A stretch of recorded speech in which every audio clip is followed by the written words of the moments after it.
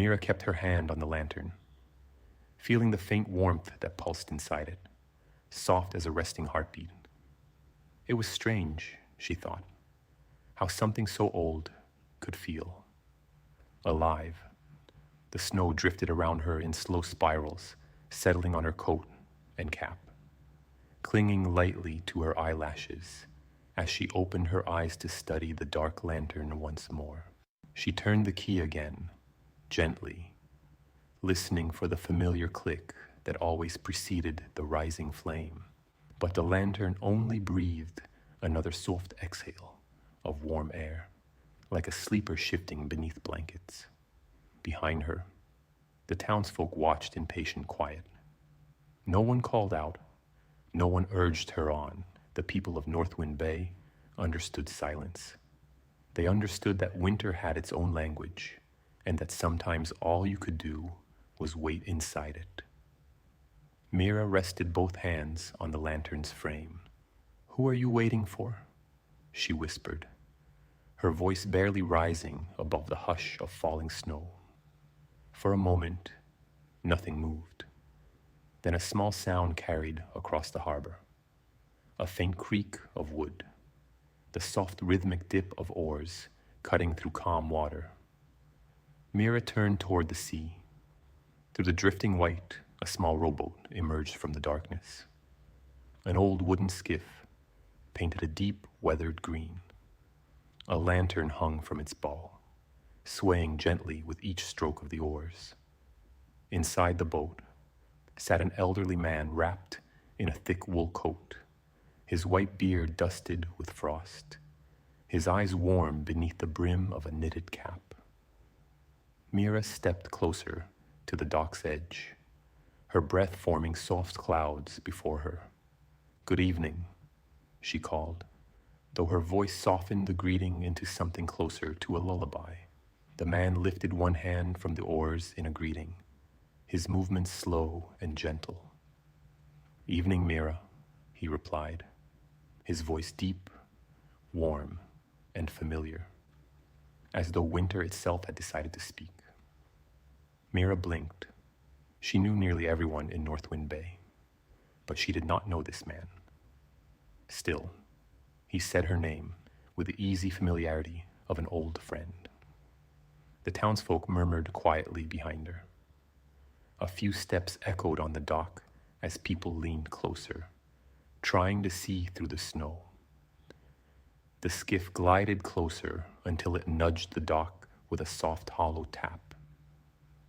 The man steadied the boat with a gloved hand and climbed out with surprising grace for someone his age. Snow settled on his shoulders as he met Mira's eyes with a gentle smile. "You're wondering why the harbor lantern won't catch?" She nodded slowly. "It's waiting," the man said simply. "Waiting for what?" Mira asked. "For me." The words drifted into the snowy air like a warm breath, settling over the dock with a quiet certainty. Mira stepped back a little as the man approached. There was something about him, something calm, steady, familiar in a way she could not place. He paused before the lantern, resting a hand on its frosted brass frame. His touch seemed to warm the metal instantly. "Your grandfather knew me," he said softly. Mira's breath caught. "My grandfather? A bright man," the old sailor continued. "A kind one. He understood this lantern better than most." Mira swallowed gently. "He never mentioned. He wouldn't have," the man said with a soft chuckle.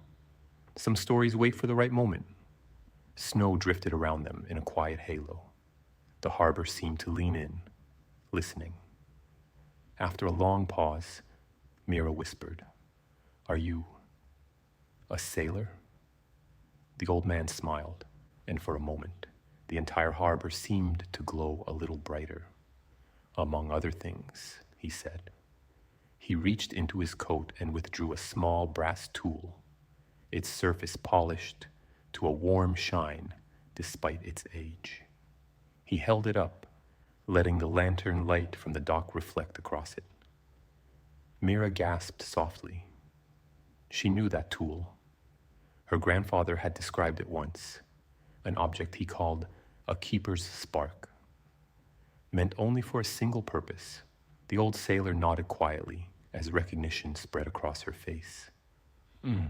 Your grandfather kept it safe, he said, but it was never meant to stay with him. It was meant to return when the lantern called for help. Mira watched in silence as the man unscrewed a tiny panel at the base of the harbor lantern. The metal shifted open with a soft sigh. Inside waited a small, dormant flame chamber. Dark, cold, still.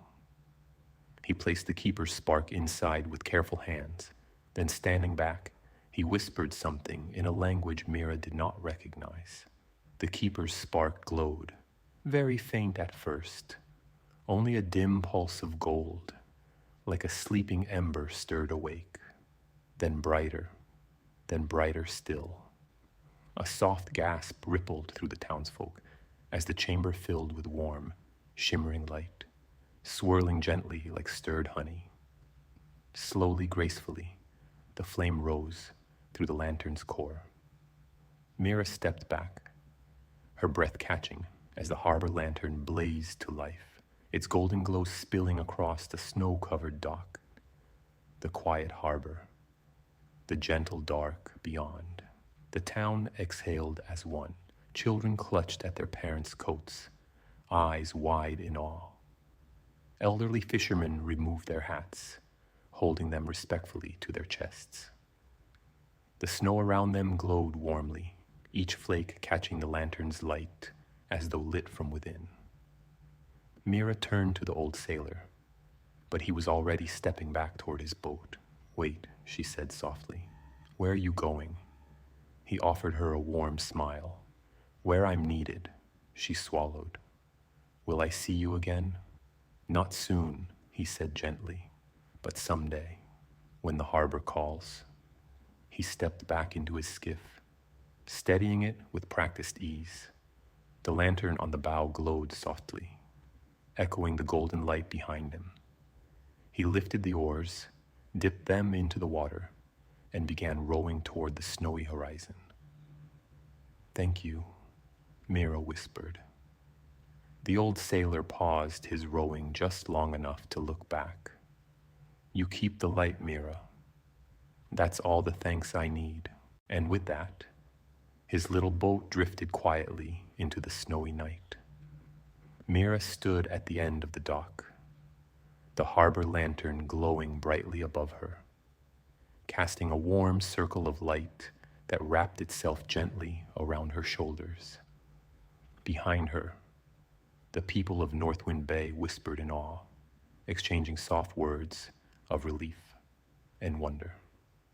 Snow drifted in slow spirals. The sea whispered against the wooden posts, and Mira, watching the fading shape of the old sailor's boat, felt the night settle into a deep, peaceful calm she would never forget. The harbor remained quiet long after the old sailor's boat vanished into the snowy horizon. Mira stood beneath the glowing lantern, feeling its warmth settle gently against her cheeks. The light was different now, not just bright, but alive, with a soft rhythmic pulse that reminded her of a heartbeat. The townsfolk stayed for a while, gazing at the lantern in reverent silence. The snow dusted their coats and hats, clinging to scarves and mittens. Yet no one seemed eager to leave. The glow surrounded them like an embrace, soft and golden, warming the air just enough to keep the cold at the edge of the night. Eventually, families began to drift back toward the town square. Children walked backward at first, watching the lantern until they could no longer see it through the falling snow. Parents smiled softly, guiding them by the hand. Elderly fishermen exchanged knowing nods with Mira as they passed.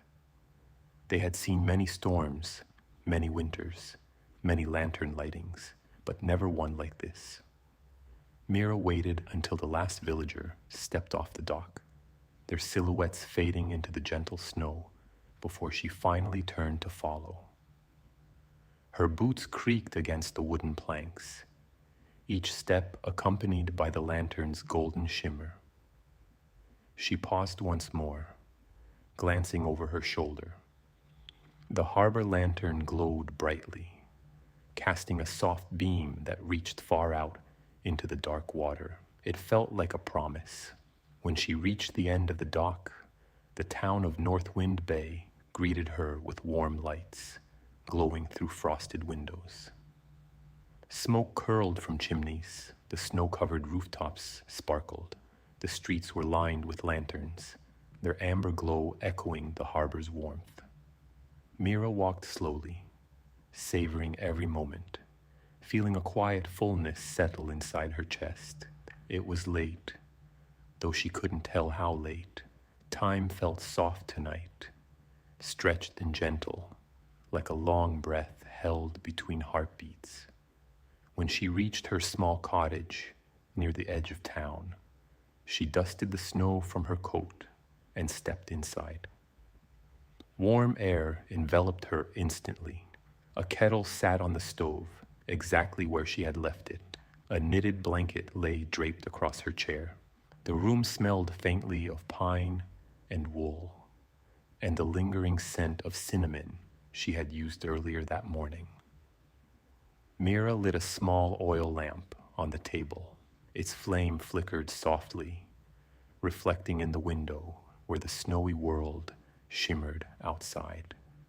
She removed her coat and hung it beside the door, then sat in her favorite chair, allowing herself a long, slow exhale. Her mind drifted back to the old sailor, his familiar voice, his gentle smile, the way he had known her grandfather. She reached into her pocket and pulled out the small brass key, the lantern keeper's key. Turning it over in her palm, she whispered, "What did you mean when you said some stories wait for the right moment?" The key didn't answer, of course, but it glowed faintly in the lamplight, warm from her touch. Mira placed it carefully on the table beside her, then wrapped herself in the knitted blanket and listened to the soft hum of winter outside.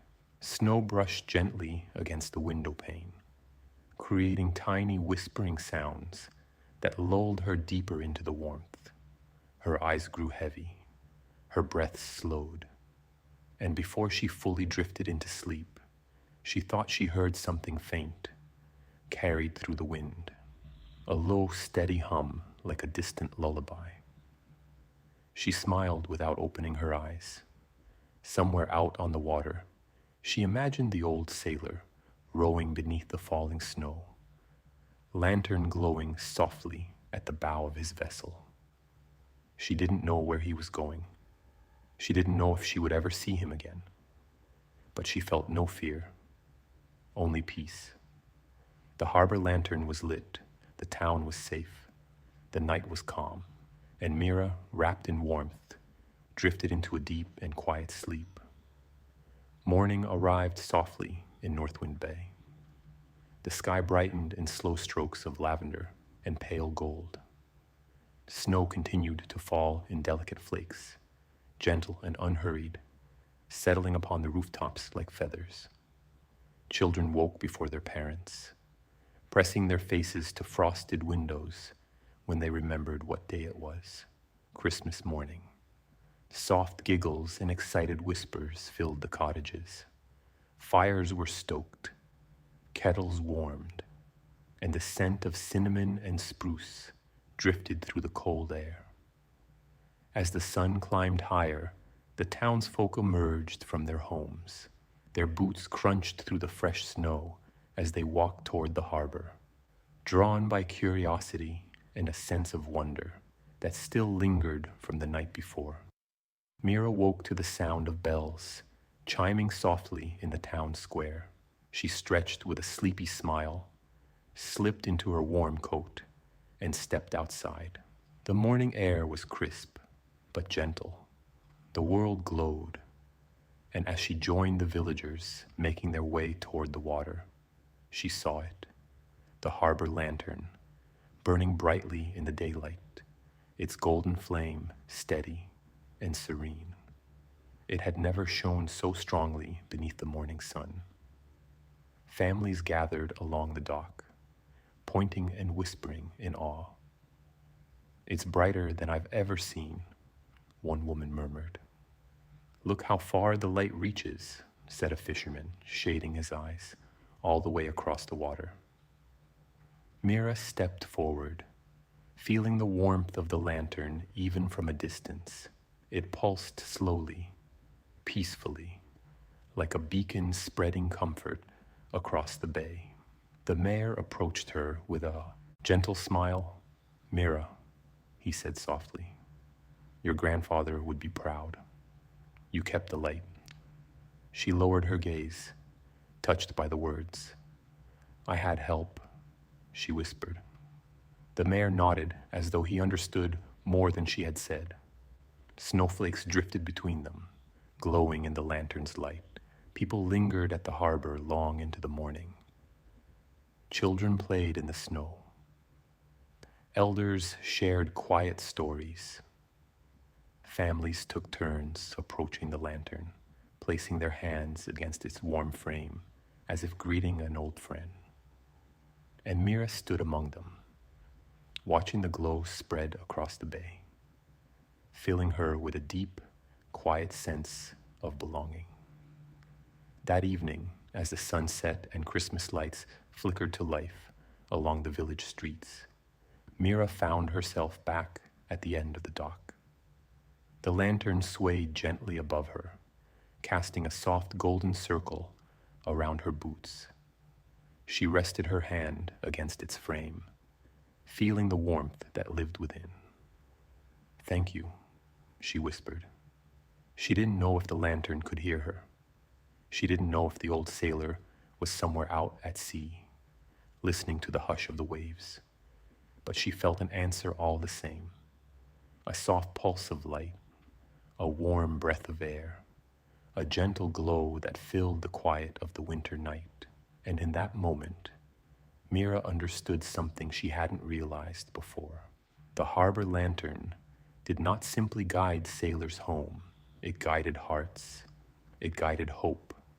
It guided stories that waited patiently in the cold until the right hands came along to warm them.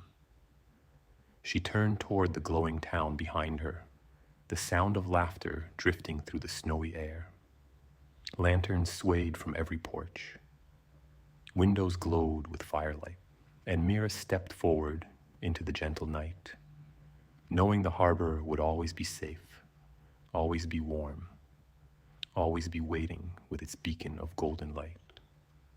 The story of that night, the night the lantern went dark and the old sailor returned, was told for generations. And each time it was told, it brought the same warmth, the same gentle wonder, the same reminder that even in the quietest corners of winter, there's always a light waiting to be kindled.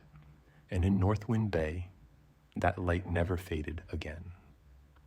Far from the harbor, beyond the snowy cliffs and the whispering pines, lay a valley where winter moved slower than anywhere else. The snow drifted down in long, lazy spirals, as if it were reluctant to reach the ground. The trees stood tall and quiet, their branches bowing gently beneath the weight of white. In that peaceful valley sat a small cabin made of dark wood and river stones, its chimney sending a thin ribbon of smoke into the pale sky. The cabin belonged to an old man named Rowan, though most people in the nearby village simply called him the Winter Keeper. He had lived in the valley longer than anyone else. Some said he arrived before the village existed. Others whispered that he had always been there, tending to the quiet night like a guardian. Whatever the truth, Rowan lived alone in his cabin, surrounded by shelves of lanterns, candles, and tiny carved wooden figurines that sat peacefully near the windows. Every year, on the night before Christmas Eve, Rowan hiked down to the village with a basket full of candles he had hand-poured during the autumn months. He gave them to the children, to elderly neighbors, to anyone who needed a bit of extra warmth for the winter. But this year, Rowan had not come. The village waited. Children watched the valley path from their windows. Adults checked the road each morning, brushing frost from their collars as they looked toward the quiet hills. But no one saw Rowan's familiar shape in the snow. On the morning of Christmas Eve, a soft worry spread through the village, like a thin layer of ice forming over water. No one said it out loud, not at first, but everyone felt it. Rowan had never missed a Christmas Eve candle share, not in 72 years.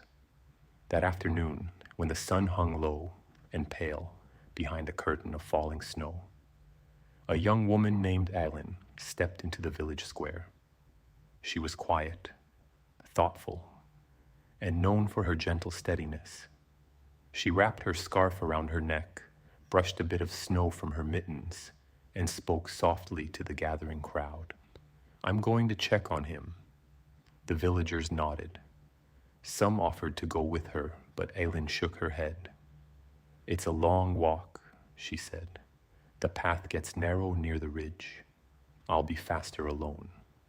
She packed a small satchel with bread, dried apples, a thermos of warm tea, and a lantern that glowed with a golden flame.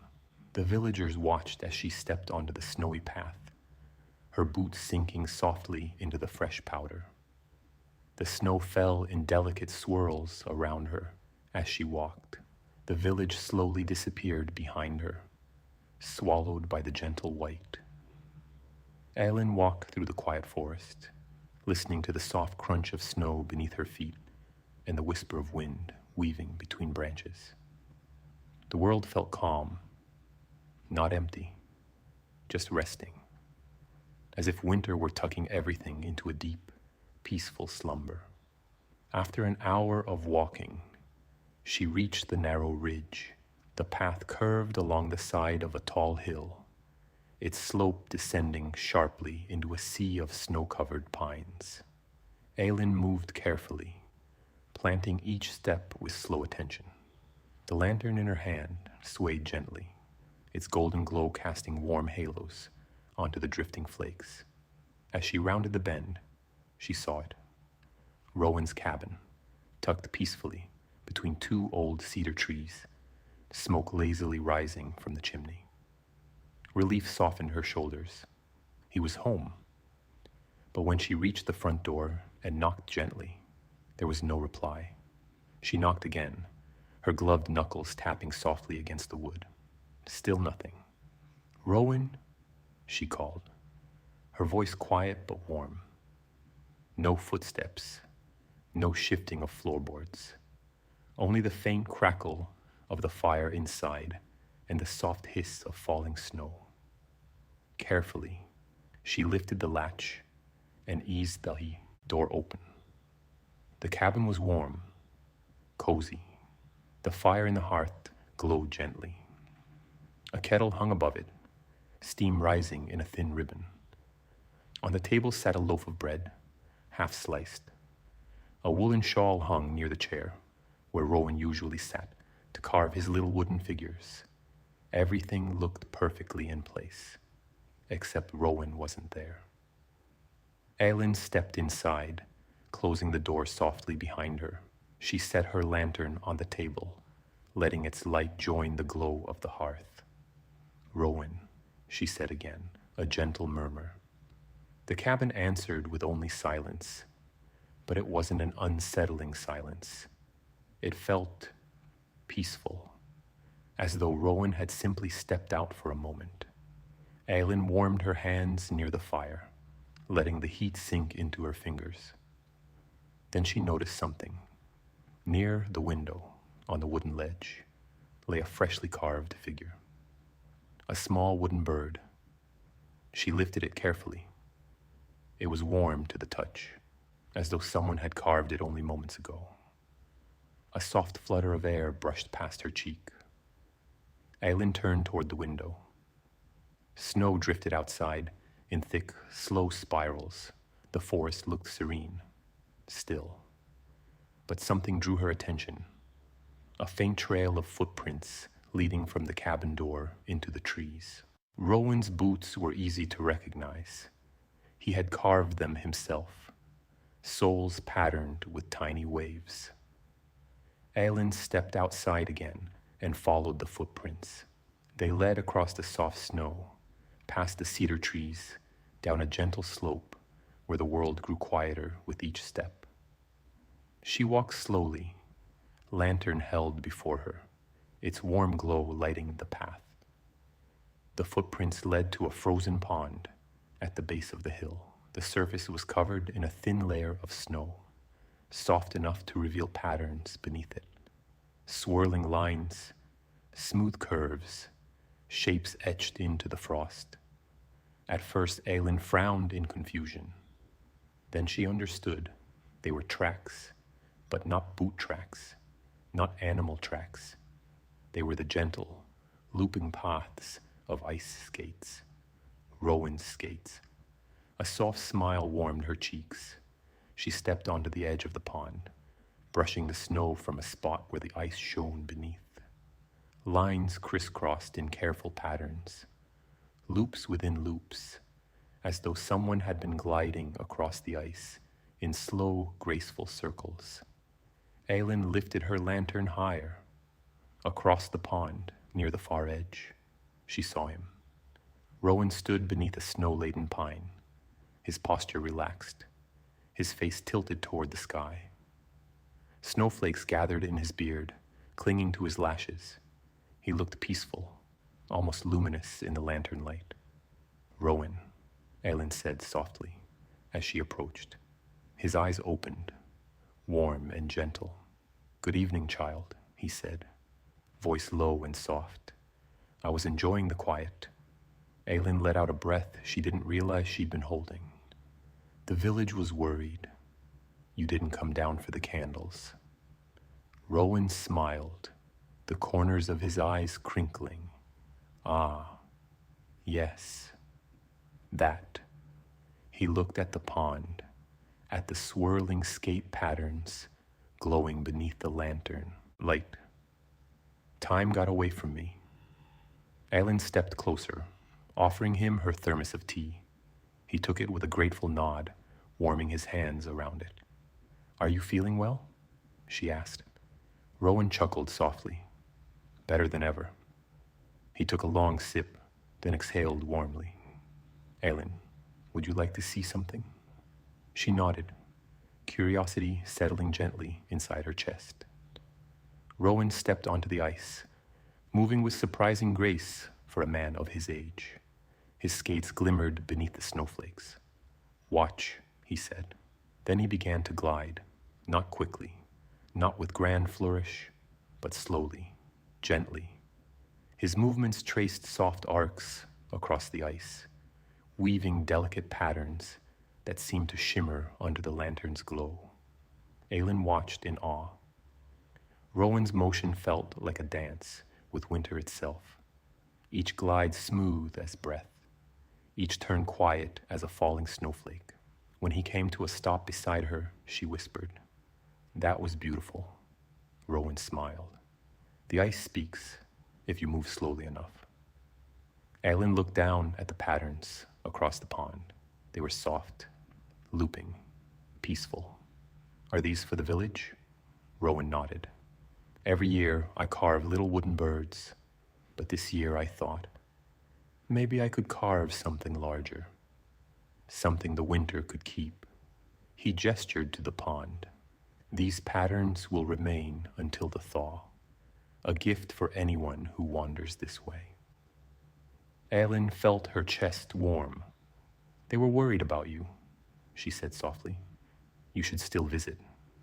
Rowan nodded. "I will, at first light." He glanced towards the forest path. but stay a while longer. The night is quiet, and winter has stories to share. Aylin sat on a fallen log at the pond's edge, while Rowan glided slowly across the ice, carving new patterns with gentle movements, each turn creating soft lines that looked like petals, feathers, wind-swept trails. Snow continued to fall in thick, unhurried drifts. Lantern light shimmered over the pond, warming the winter darkness. Aylin watched, breathing in the calm, letting the quiet settle into her like a soothing balm. She felt no rush to leave, no cold that reached beneath her coat. Only peace, only the gentle beauty of a winter night and the soft looping patterns etched lovingly into the frozen world.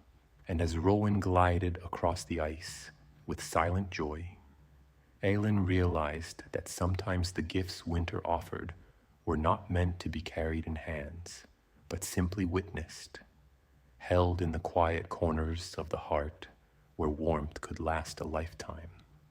Aylin stayed by the edge of the pond for a long while, watching Rowan draw soft, swirling paths across the ice. His movements were slow, his skates gliding with the steady rhythm of a lullaby. It felt as though the night itself was breathing in time with him. Snowflakes drifted around them like drifting embers of winter's quiet fire.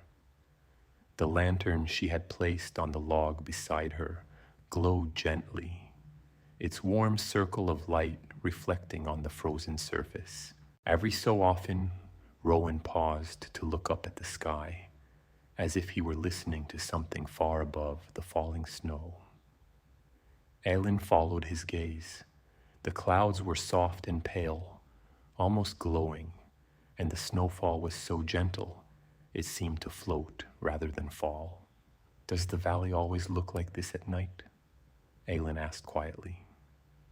Rowan glided to a stop near her, leaning on the end of his skate as he caught his breath. "Only when winter is in a generous mood," he said with a smile. "Some years the snow falls harder, some years the wind howls through the pines. But nights like this," he looked around at the drifting flakes and shimmering ice. "Nights like this are the rarest, winter resting." Aylin nodded softly. "It feels like the world is holding its breath." Rowan chuckled gently. "It does indeed." He stepped off the ice with careful movements, untying the laces of his skates and slipping into the thick boots waiting beside the pine. They were old boots with carved patterns along the edges that looked like tiny waves and swirls, Rowan's handiwork. When he stood again, he brushed the snow from his coat and motioned for Aylin to follow him across the pond. "There's something I'd like to show you," he said. Aylin picked up her lantern and followed, her boots sinking into the soft snow. They walked through the quiet trees, the branches bowing above them like an archway woven from white. The forest hummed softly, the air scented with cedar and cold earth. After a few minutes, Aylin noticed a soft glow ahead of them, faint at first, then growing brighter as they approached. They entered a small clearing where dozens of tiny lanterns hung from low branches, each one glowing with gentle amber light. Some were round, some were shaped like little houses, others resembled stars, moons, or tiny snowflakes. They swayed slightly in the calm air, glowing like warm fireflies caught in winter's gentle stillness. Aylin stopped, breath catching softly. "Rowan, what is this?" He stepped forward and touched one of the lanterns, its frame carved with swirling lines. "The winter garden," he said. "I made the first one many decades ago, and the rest found their way here over the years. Some are gifts, some appeared after storms, some I made simply because the night felt a little too dark." Aylin stepped closer, brushing snow from a lantern shaped like a tiny cottage.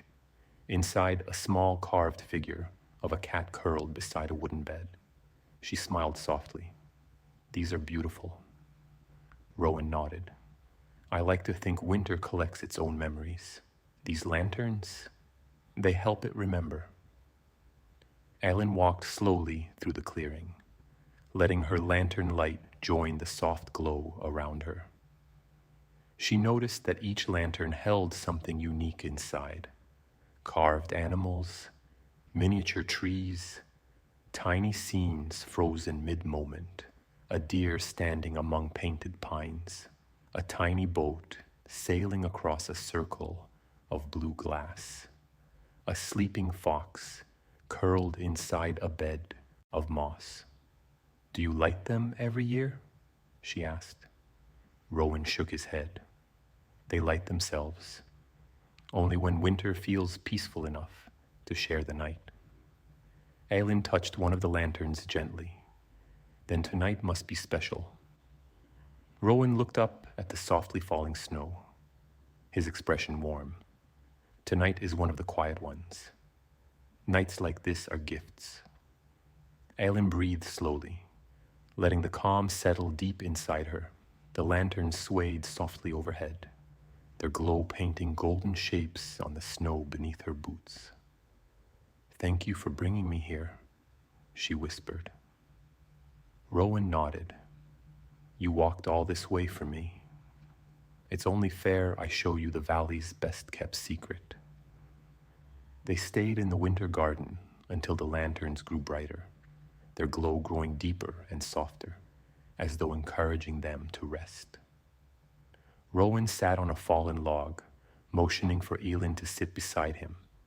"Do you hear it?" he asked in a whisper. Aylin listened. At first she heard only the gentle hush of falling snow. But then, beneath it, something else. A soft humming. A faint but peaceful tone, drifting through the trees like a lullaby, sung by the night itself. "What is that?" she murmured. Rowan closed his eyes. "Winter dreaming," he said softly. "It happens only on nights when the world is quiet enough." The hum settled into her mind, slow and warm, like the steady pulse of a distant heartbeat.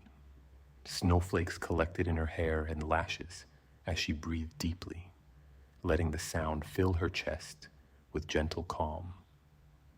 After a while, Rowan stood and stretched. "We should head back," he said. "The village will be waiting." Aylin nodded, though part of her wanted to stay in the clearing forever. The lanterns dimmed slightly as they walked away, their glow fading into the snowy night like a sigh. When they returned to the cabin, Rowan stepped inside and gathered a small wooden box from his shelf. He handed it to Elin. "For the children," he said. She opened it. Inside were a dozen tiny wooden figurines, birds with outstretched wings, each painted with soft winter colors. "You can give these out on my behalf," he said gently. Aylin shook her head. "You should. They'll be so happy to see you." Rowan's eyes softened. "I will," he said. "But these should reach them before the night grows late." Aylin tucked the box carefully into her satchel. "I'll take good care of them." "I know you will," Rowan replied. She hesitated. "Will you be all right here, alone tonight?" Rowan chuckled softly. "My dear, I have been all right here for longer than you've been alive." Then his expression warmed. "But your concern is a kindness." They stepped outside together. Snow felt thicker now, swirling in slow patterns around them. Rowan lifted his hand in a gentle wave. "Get home safely, Aylin." She nodded, her breath forming soft clouds in the cold. "I'll see you tomorrow." She turned down the path, lantern glowing softly at her side, the winter garden's quiet magic still glowing faintly behind her eyes. Rowan watched her until she disappeared around the ridge. Then he closed his cabin door, lit a single lantern, and sat by the window, watching the snow fall in peaceful, unhurried silence. Aylin walked through the forest as twilight deepened, snow thickening but remaining gentle. Her lantern lit the path in soft golden arcs. By the time she reached the village, the first stars were appearing behind the clouds.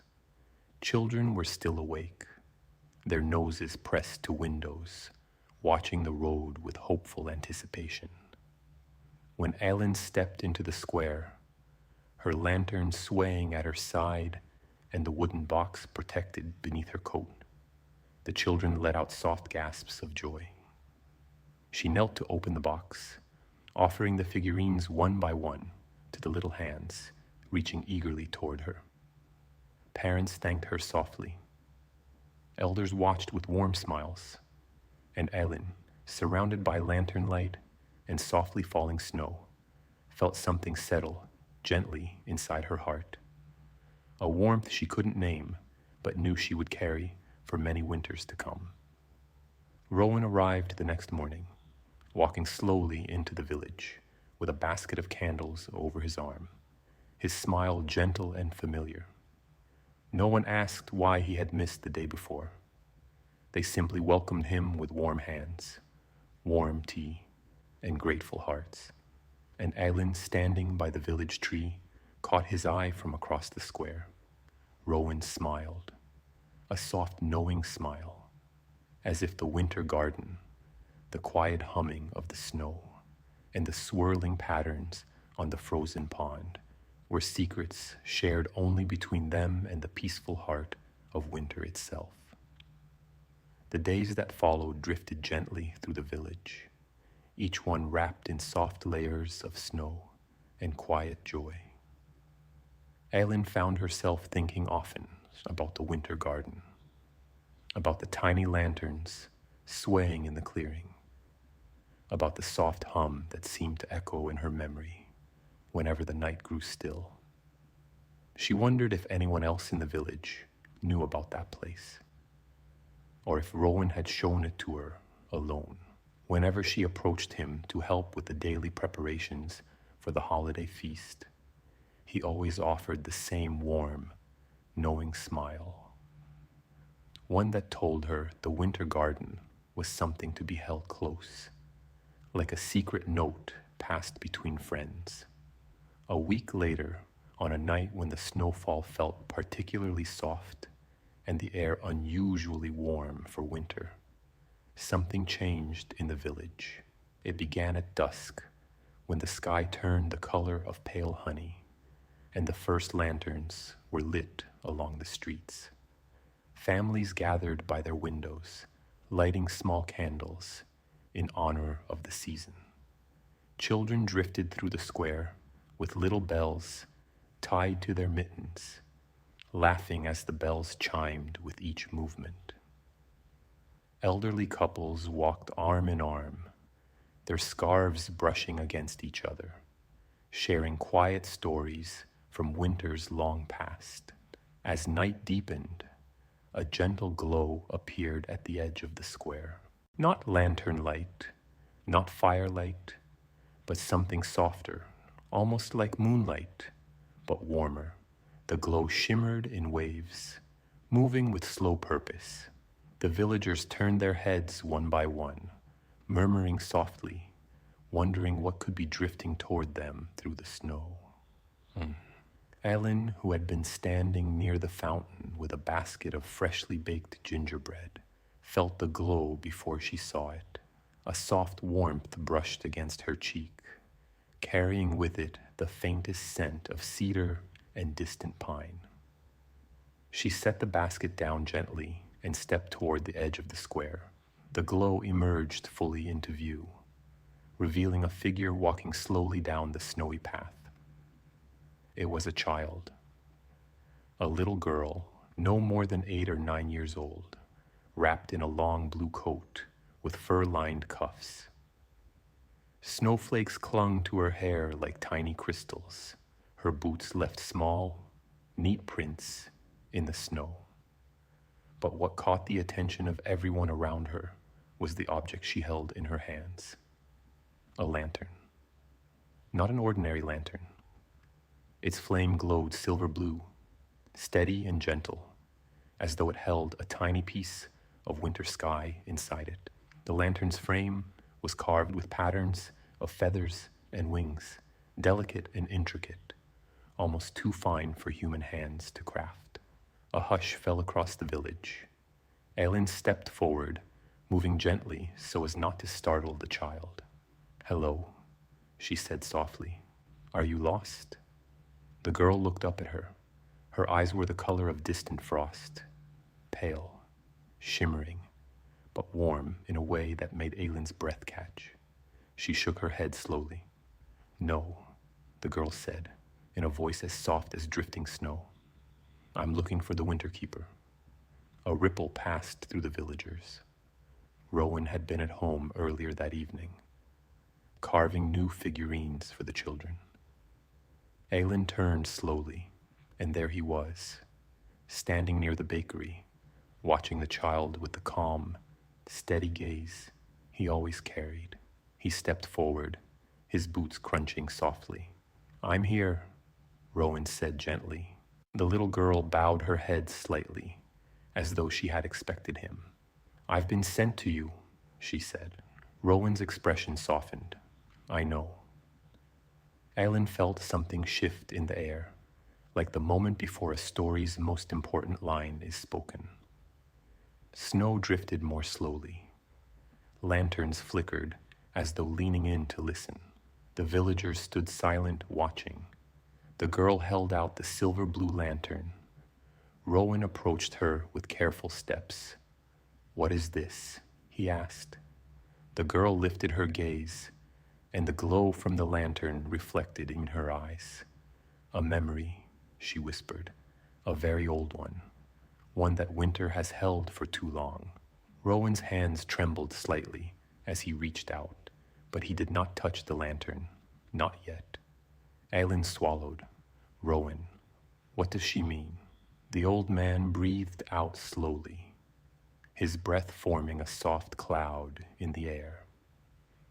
"Long before I was the Winter Keeper," he said, "there was another. A child, a girl who guided the snow, who calmed the storms, who kept the winter gentle.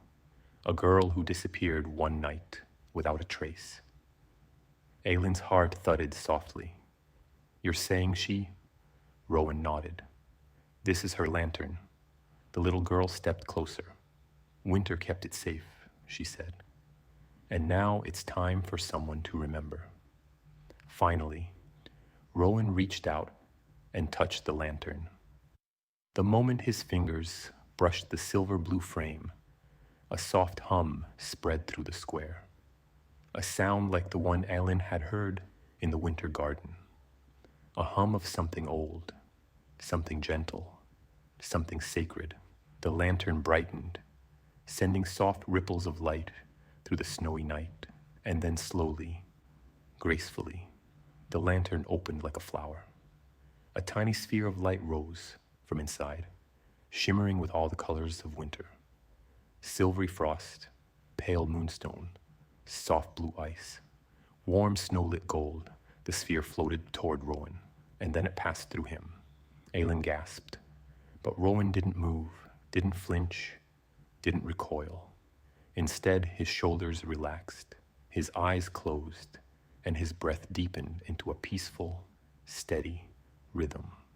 The sphere settled into his chest, glowing faintly beneath his coat.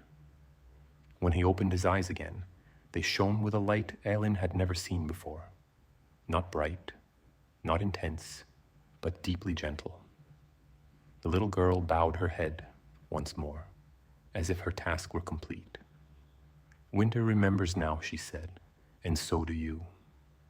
Then she stepped back into the softly falling snow. The silver blue lantern closed, its flame extinguishing with a soft sigh. She set it gently on the ground, and as she walked away, her figure grew fainter, dissolving not into darkness, but into drifting flakes of snow. Until she was gone, the village stood in soft, reverent silence. Aelin moved toward Rowan. "Are you all right?"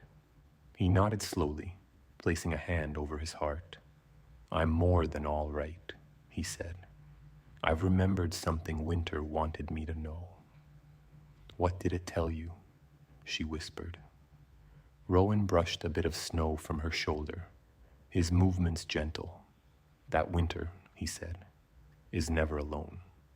It carries its memories through lanterns, through snow, through quiet nights. And now, part of that memory lives here." He tapped his chest lightly. "In me."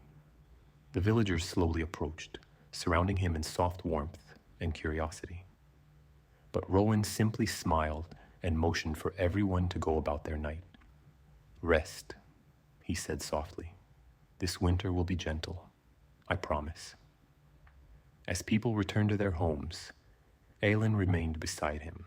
Together they looked at the silver-blue lantern resting in the snow, its frame cold but beautiful, glowing faintly in the light of the village's lamps. Aelin picked it up carefully. "What should we do with it?" Rowan smiled. "We'll place it in the winter garden, where memories belong." And that night, under the soft drift of snow and the warm glow of lanterns, Aelin and Rowan walked back through the forest to the secret clearing, carrying with them the old memory Winter had returned. When they hung the silver-blue lantern among the trees, the entire clearing brightened with a gentle hum, one that wrapped around them like a soft embrace, promising that Winter's oldest stories would never again be forgotten. The winter garden glowed brighter than Aelin had ever seen it when she and Rowan stepped into the clearing. The tiny lanterns that hung from the snow-laden branches flickered awake one by one, as though welcoming an old friend home. Their warm golden light blended with the soft silver-blue glow that radiated from the lantern Aelin carried. The air hummed gently, the same soft tone she'd heard on the frozen pond, but fuller now, like a chorus sung by 100 tiny voices woven into the night. Rowan nodded toward an old cedar at the center of the clearing, its branches thick and heavy, draped in shimmering layers of frost. "There," he said quietly. "It will rest well here." Aelin stepped forward and hung the silver-blue lantern on a low branch. The moment it settled into place, a soft wind brushed through the clearing, lifting the snow just enough to make it swirl around their feet like a slow dance. The lantern's glow spread outward, touching each tree, each hanging light, each patch of snow. The winter garden responded, its collective glow pulsing gently, in time with the new lantern's light. Rowan stood silently beside Aelin, his breath steady, his eyes reflecting the soft colors. "She was the first winter keeper," he said quietly, his voice low and warm. "Long before lanterns, before cabins, before villages, Winter chose her, and when she disappeared, Winter carried her memory for centuries." Aelin watched the lantern sway slightly in the still air. "But why give it back now?" Rowan's gaze softened. "Winter gives when winter is ready, and sometimes when those who walk its paths are ready too." They stayed in the clearing for a long while, letting the gentle glow settle into their thoughts. The trees around them hummed softly. Snow drifted down in slow, silver-blue spirals, catching the lantern's light and scattering it in delicate sparkles. Aelin felt something shift inside her, a small opening, like a door unlocked by a whisper. She didn't know what it meant yet, but she knew winter was speaking to her in its own quiet way. When they finally turned to leave, the winter garden dimmed to its usual soft glow. holding the new lantern's memory deep within its branches. Rowan and Ellen walked back through the forest, lantern light guiding their footsteps. The night seemed warmer, the snow gentler, as though winter itself was walking with them. The village slept peacefully when they returned. Windows were dark, chimneys quiet, and snow rested thickly on rooftops. Rowan touched Ellen's shoulder. "You should rest too," he said, softly. "Tomorrow will be a special day." Ellen nodded, though she wasn't sure why. She walked home slowly, letting the night settle around her like a blanket. When she reached her cottage, she brushed the snow from her coat, lit a small candle, and sat by the window. The valley beyond her home glowed faintly, as though a soft memory lingered in the snow. She slept deeply that night, deeper than she had in months. And in her dreams, she saw a little girl with frost-bright eyes standing beside a frozen pond, her silver-blue lantern glowing in her hands. The girl smiled, whispered something Ellen couldn't quite hear, and placed the lantern gently into Ellen's palms. When Ellen woke the next morning, her cottage was filled with soft sunlight. Snow glittered outside her window, and the air felt warm for midwinter. She dressed quickly, wrapped her scarf tight, and headed outside just as Rowan arrived at her door. He looked content, peaceful, as though he had slept well too. "Walk with me?" he asked. Ellen nodded. They made their way toward the village square, where the townspeople were slowly gathering. Laughter and soft chatter drifted through the air. Children chased each other around the fountain, leaving small trails of footprints in the fresh snow. Mothers handed out warm pastries. Fathers carried bundles of firewood. Everyone seemed lighter today, as though an invisible weight had lifted from their shoulders. The mayor stepped forward with a gentle smile.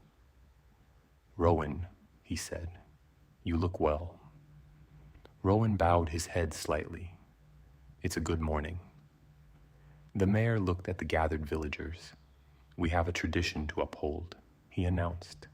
"The winter feast begins tonight, and preparations must start." Cheers rose softly through the square. Ellen smiled. She had nearly forgotten the feast in the midst of all that had happened. The village came alive with gentle motion. Tables were cleared of snow. Lanterns were strung across the square, their golden glow brightening the pale morning. Children helped hang wreaths on doors. Elders arranged baskets of winter berries and pine sprigs. Ellen helped decorate the large spruce tree at the center of the square, carefully placing small wooden stars Rowan had carved earlier that month. As she worked, she felt a warmth behind her. Turning, she found Rowan watching her with quiet eyes. "You feel it too, don't you?" he asked. "Feel what?" Rowan stepped closer, lowering his voice. "The shift, the way winter is." Leaning closer, Ellen looked around at the village, at the sparkling snow, at the soft glow in the air that she couldn't quite explain. "Yes," she whispered, "I do." "Then there is something you need to see," Rowan said. He motioned for her to follow. They slipped away from the square and walked toward the edge of the forest.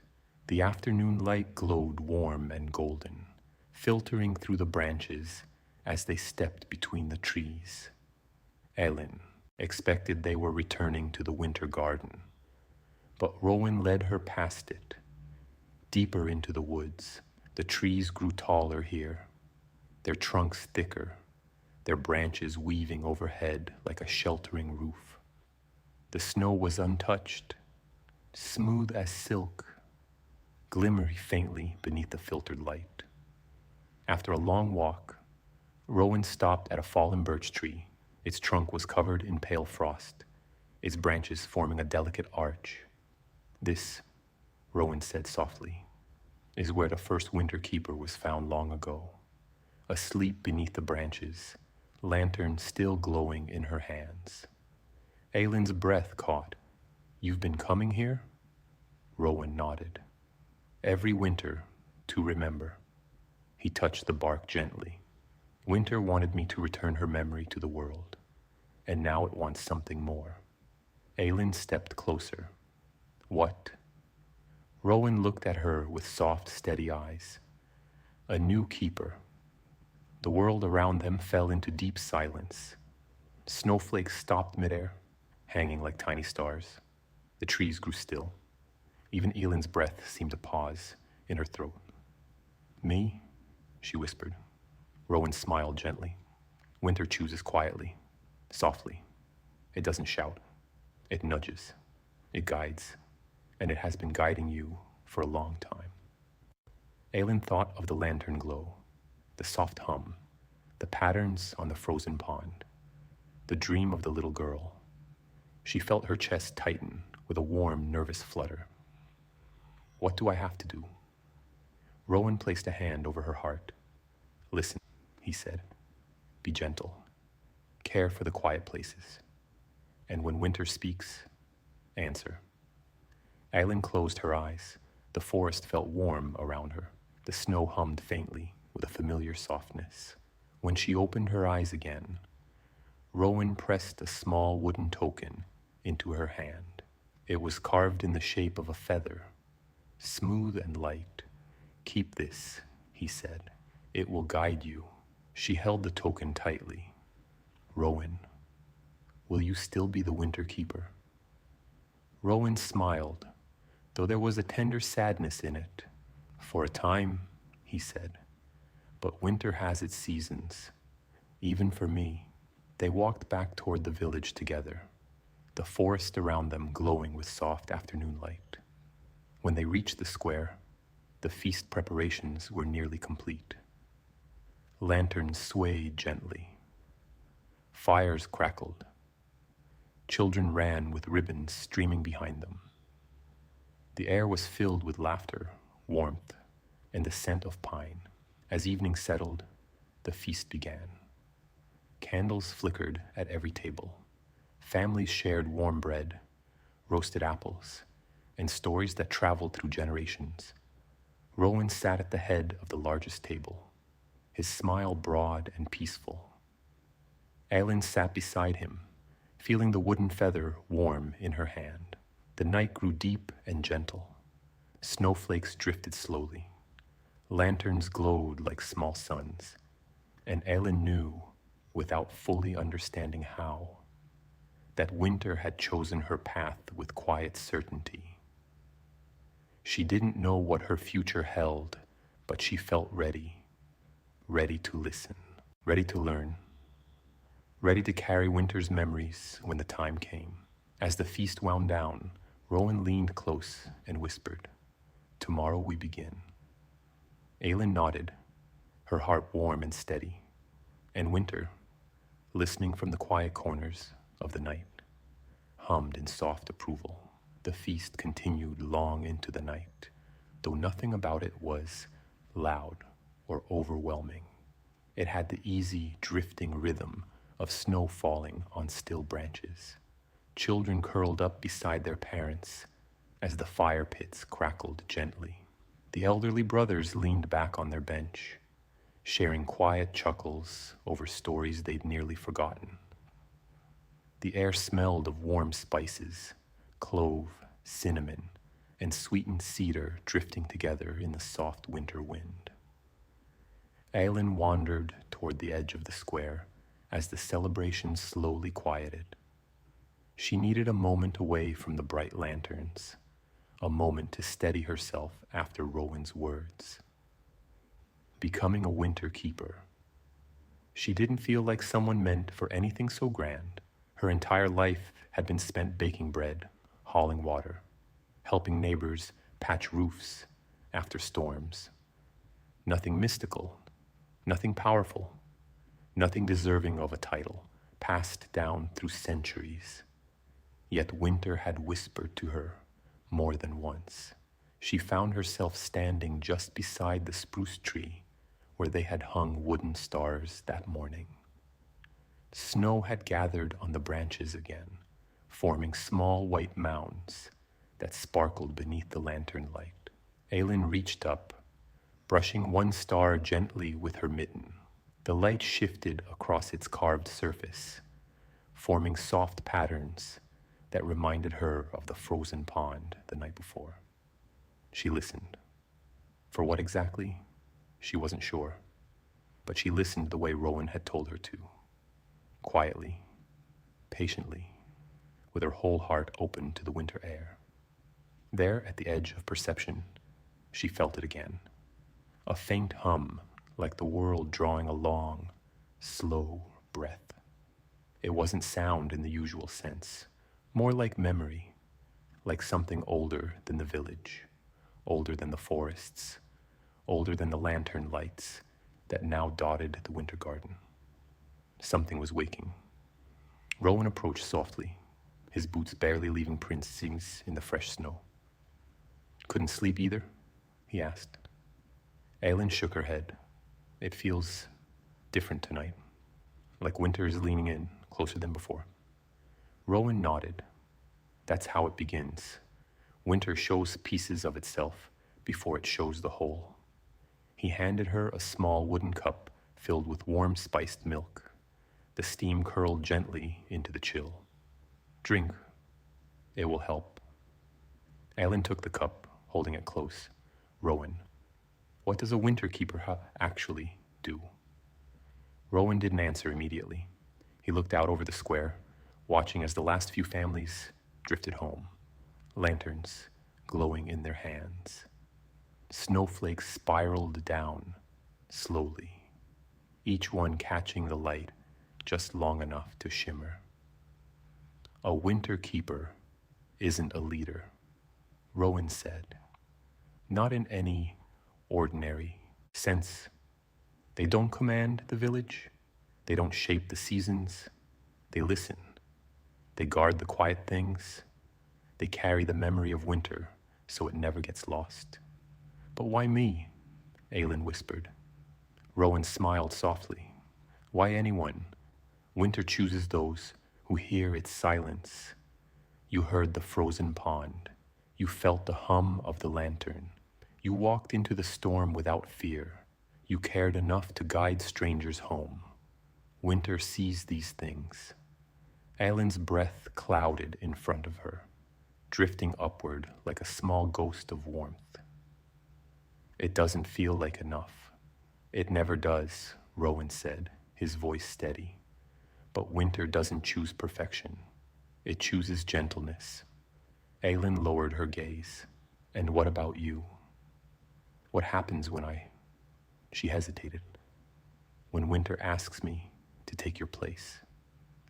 Rowan watched the falling snow with a soft, wistful tenderness. I'll become what all keepers become. A watcher. A memory in the wind. A voice that nudges the next keeper when snow grows heavy and the world grows quiet. Aylin felt a small ache in her chest. Will you disappear? No, Rowan whispered. Never disappear. Just step a little to the side. Enough for you to walk your path. Aylin drank her warm milk slowly, letting its sweetness settle into her bones. The lantern lights blurred slightly as emotions gathered in her chest. Hope, fear, wonder, something else she couldn't name. Finally, she said softly, what happens tomorrow? Rowan looked toward the forest. Tomorrow winter shows you its oldest secret. The words settled in her heart like a falling snowflake, light, delicate, and full of meaning she couldn't yet understand. They returned to the village square just as the fires dimmed. Families drifted home with quiet contentment, leaving behind soft footprints that would soon be filled by fresh snow. Aylin walked Rowan to the edge of his small cabin. Sleep, he said gently. Winter will not wait, but it is patient. Aylin nodded and walked the short path to her own small cottage. She lit a single candle, set it by the window, and curled beneath her quilt. Her body felt heavy with warmth, but her mind drifted with soft questions. She closed her eyes and let the night settle over her like snow. Dreams came quickly, and for once, they were clear. She stood in the winter garden, only now it stretched impossibly wide, filled with lanterns that glowed in every hue: silver blue, amber gold, frost white, pale green, warm rose. The trees hummed with sound like soft breath. Snowflakes drifted in slow spirals, and at the center of the garden stood the little girl again, the one from her dream, holding a lantern that glowed brighter than all the others. The girl smiled. It's almost time, she whispered. What is? Aylin asked. The girl lifted the lantern. The light swelled. Snow rose around them in a soft rushing wave. Winter's heart, the girl said. Aylin woke with a gentle gasp. A soft blue glow filled her room. No lantern, no candle. Just a faint shimmer in the air, like dawn arriving early. She dressed quickly and stepped outside. Rowan was already waiting. It's time, he said. They walked together toward the forest. The snow beneath their feet hummed with every step, each crunch echoing faintly, as if responding to something deep within the earth. Aylin touched the wooden feather at her chest, and Winter answered, Continue whenever you're ready for the next long section. The forest greeted them with a silence so complete it felt almost musical.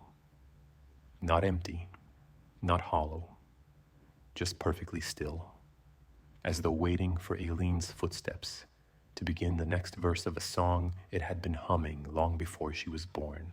The early morning light filtered through the branches in thin, pale ribbons, each one catching on drifting snowflakes that spiraled lazily downward.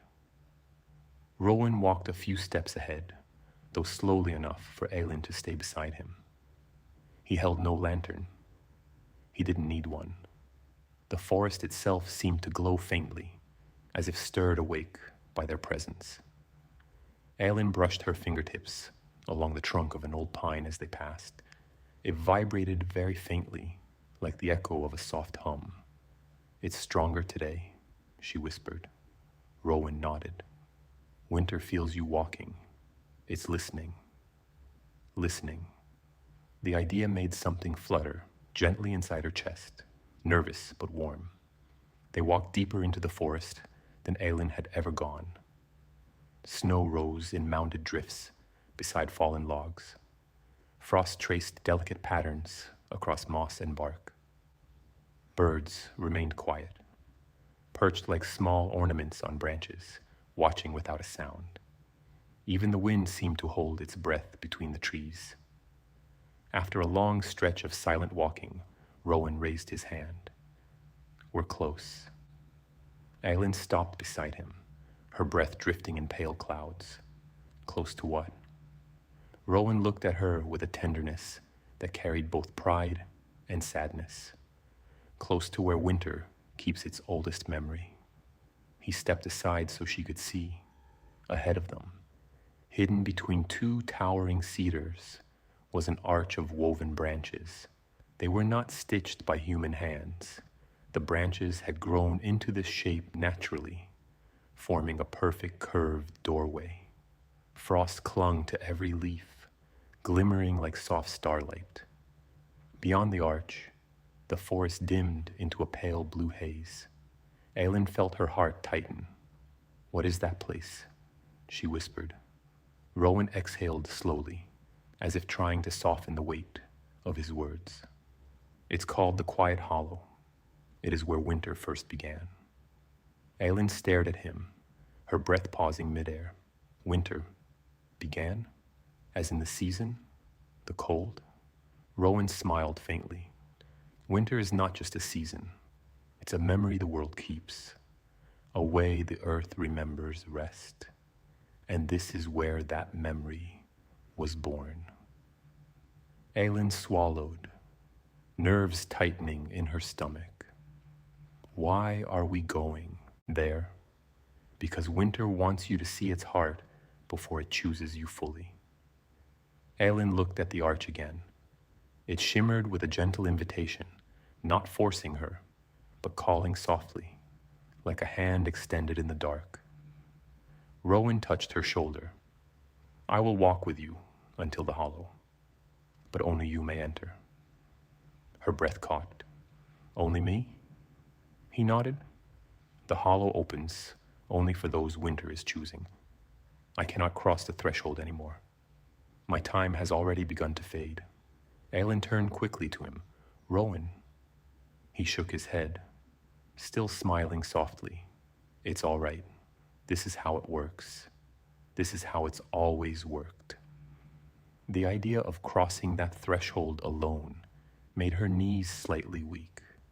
But the thought of Rowan quietly fading from the world, fading like a lantern dimming slowly, hurt far more. I'm not ready, she whispered. No one ever is. They stood together for a long moment, the snow falling softly around them, each flake landing silently on Rowan's worn coat and Aylin's trembling gloves. Finally, Rowan said, take a breath. Aylin did. And when you're ready, follow the hum. The hum. She felt it now, deep under the snow, threading through the trees, vibrating gently in the air like a distant lullaby. She stepped forward. The archway glowed brighter with each step, responding to her approach. Snow swirled upward in a slow spiral, drifting around her without settling on her skin or clothes. The hush deepened, becoming a soft rushing quiet, like the world was pulling a blanket of silence over itself. Aylin stopped at the threshold and looked back. Rowan stood just behind, his smile steady and warm. I'm right here, he whispered. I won't leave. With a final breath, Aylin stepped through the arch. The world immediately changed. The light dimmed into a pale, dream-like blue. The air warmed, only slightly, but enough to feel different from the crisp winter outside. Snowflakes hovered in place, suspended in midair, glowing faintly as though caught in candlelight. The ground beneath her feet was smooth, like snow that had never been stepped on. The hum grew louder, not overwhelming, not frightening, but comforting. It pulsed gently, like a heartbeat. She walked slowly deeper into the hollow, and there at its center, she saw it. A tree. It was massive, ancient, its trunk wider than any cottage in the village. Its bark shimmered like frost-coated silver, and its branches stretched upward in spiraling curves that resembled frozen rivers. Hanging from its branches were crystals, not ice, not glass, but something in between, each glowing softly with its own inner light. The tree pulsed with the same hum she had felt in the pond, in the lantern, in the winter garden, and now deep in her chest. Aylin took one trembling step closer. As she approached, the crystals on the branches flickered awake with brighter light, illuminating the hollow in shimmering blues and whites. The air warmed even more, like a quiet hearth fire. Then the tree spoke. Not with words, not with sound, but with memory. She saw a snow-covered world long before villages or lanterns, a world where winter stretched endlessly and quietly across mountains and lakes. She saw a young woman, eyes bright, lantern in hand, walking through a storm with purpose.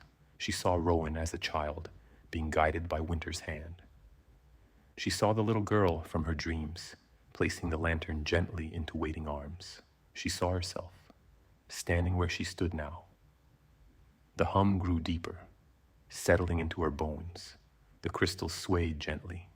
The air glowed brighter, and something inside her chest answered, softly, vulnerably, but unmistakably.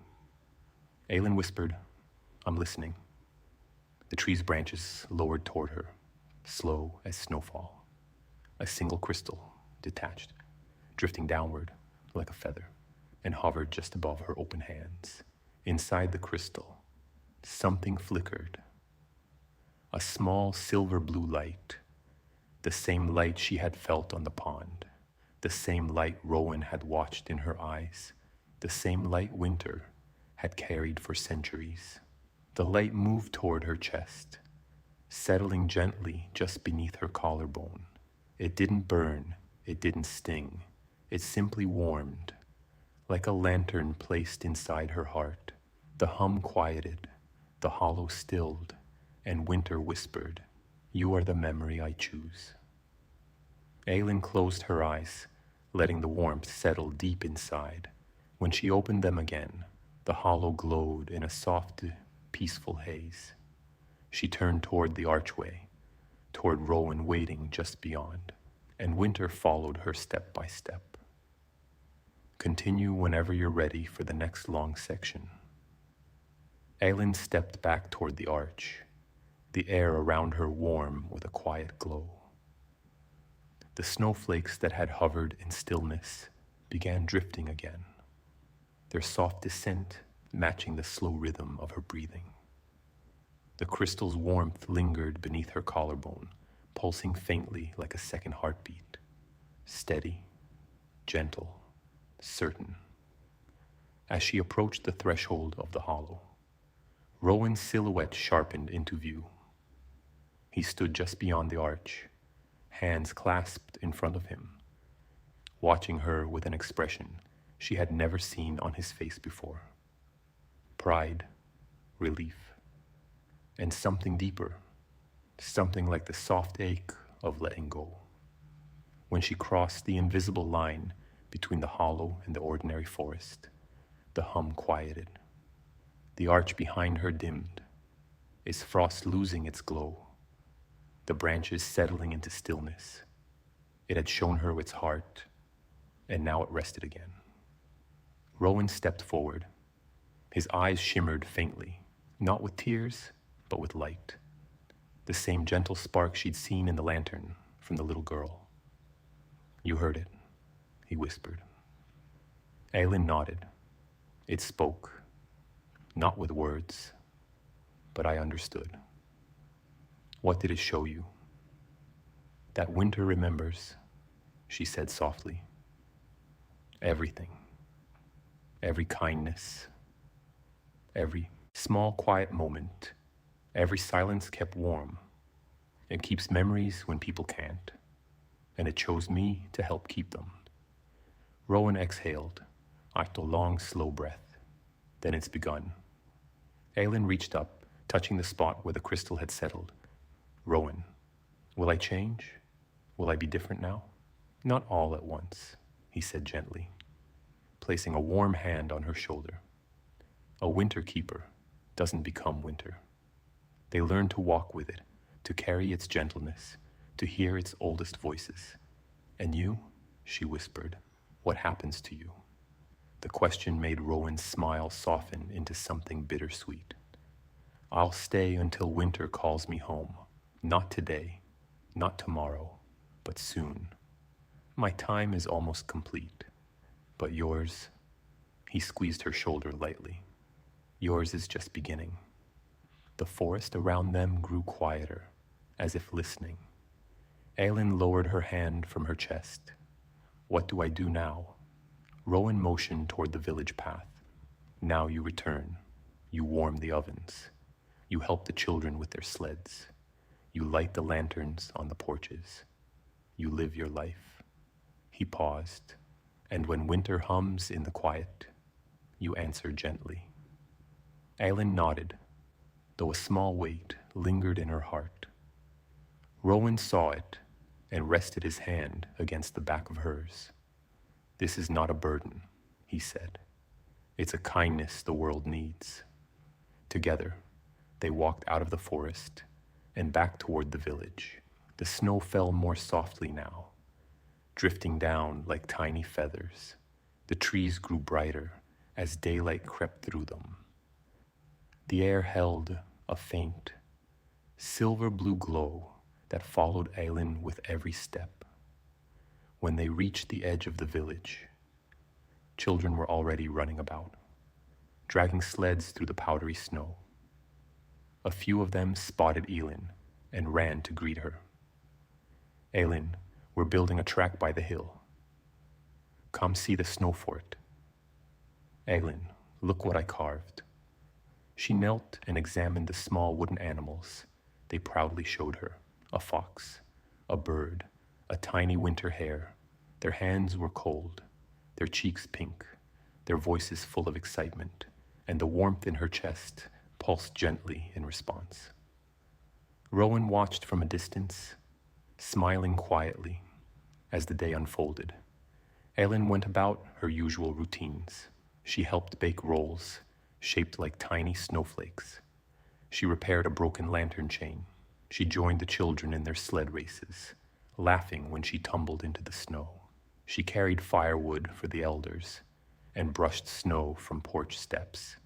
Yet everything felt slightly different, not magical, not heavy, just clearer, softer, as if winter itself walked beside her, whispering small reminders. Be gentle, listen, hold quiet things carefully. That evening, as twilight draped over the village and lanterns flickered to life one by one, Aylin felt a shift, a small, warm tug beneath her collarbone, the hum, calling. She looked toward the forest. Rowan stood beside her. You hear it? She nodded. Then tonight, you follow it. They walked together to the edge of the trees. The hum grew stronger, resonating softly through the snow. Rowan stopped at the tree line. This part, he said gently. You walk alone. Aylin swallowed. Will it be dangerous? No, he said, never dangerous. Winter does not harm its keepers. It only teaches. Aylin breathed slowly. Then she stepped forward into the forest. The trees welcomed her with soft glimmers of frost. The wind brushed against her cheek like a quiet greeting. She followed the hum through the pines, her boots sinking gently into the powdery snow. Eventually, she reached a small clearing, one she didn't recognize. It wasn't the winter garden. It wasn't the quiet hollow. It was something new. A single lantern sat on a stump in the center of the clearing. It glowed with a soft, pale gold, warmer than the garden lanterns, gentler than the hollow's crystals. The frame was simple, uncarved, almost ordinary. Aylin approached it slowly. When she touched the lantern's handle, the hum grew louder, not overwhelming, but steady, patient, comforting. And then the lantern opened, not like a door, but like a memory unfolding. Inside was a small flame, but this flame didn't flicker. It curled in slow loops, glowing like a single snowflake illuminated from within. And as Aylin watched it, the flame brightened. A memory formed, not ancient, not distant, but hers. She saw herself standing at her father's bedside years ago, holding his hand as he drifted into sleep. She saw herself comforting a frightened child during a storm. She saw herself leaving warm bread on a neighbor's doorstep without ever saying it was from her. She saw herself walking into the forest to look for Rowan on that night when no one else would. The lantern held her kindnesses, her quiet moments, her gentleness. This was winter's way of saying, you were chosen long before today. Aylin closed the lantern gently. The flame dimmed to a steady glow, as if waiting for her next breath. When she returned to the village, Rowan was waiting beneath the first lantern of the town square. He saw the glow in her eyes and nodded. It's begun, he he whispered. Aylin closed her hand around the lantern's handle and whispered back, "Yes. Continue whenever you're ready for the next long section." Aylin stood with Rowan beneath the first lantern of the square, the soft golden glow reflecting gently in their eyes. The snow around them fell in slow spirals, each flake drifting as though it were aware of the quiet importance settling over the village. Rowan watched her closely, not with concern, but with the calm reassurance of someone who had walked the same path long ago. "You felt it?" he murmured. Aylin nodded. "I saw my own memories. Winter showed them to me." She touched the lantern she carried, feeling the warmth radiating faintly through the metal.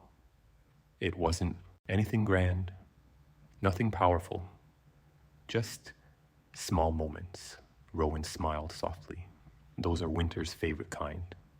Loudness doesn't last, but quiet things stay." Aylin lowered her gaze as a gentle warmth blossomed in her chest, not from the crystal within her, not entirely, but from the realization that winter saw value in things she had never seen in herself. As the two of them stood beneath the lantern, a breeze drifted softly through the village, brushing the snow from rooftops and carrying with it the faint scent of cedar and frost. Rowan tilted his head slightly, listening. "It's calling again." Aylin inhaled slowly. "Now, winter doesn't follow clocks," he said with a quiet chuckle. "When it calls, you go." She hesitated only a moment before stepping away from the square. The lantern in her hand pulsed gently, guiding her toward the outskirts of the village, down a narrow path between two cottages, and into a quieter part of the forest that she had rarely visited. The trees here were tall and thin, their branches reaching upward like outstretched fingers. The snow lay smooth and untouched, except where the occasional squirrel had leapt from trunk to trunk. The air felt still, cooler now, but not unfriendly.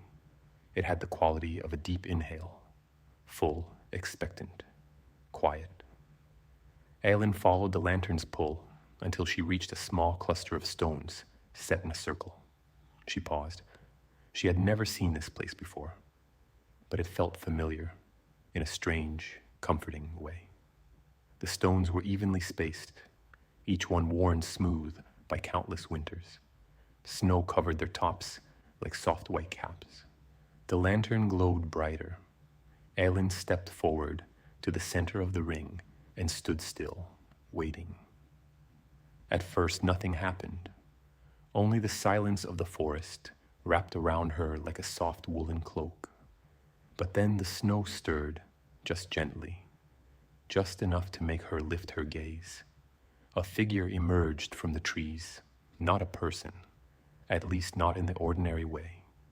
It was a shape formed from snowflakes and pale light, drifting as though the wind itself had decided to take form. It walked with slow, graceful movements, its steps leaving no prints, its edges blurred softly into the air, as if it were only half present, only half bound to the world. Aylin's breath stilled in her throat. Her lantern flickered. The figure stopped a few steps away from her. It had no face, but Aylin felt its attention, its gentleness, its awareness settling around her like snowfall. The lantern in her hand brightened, responding to the presence. Aylin whispered, "Are you Winter?"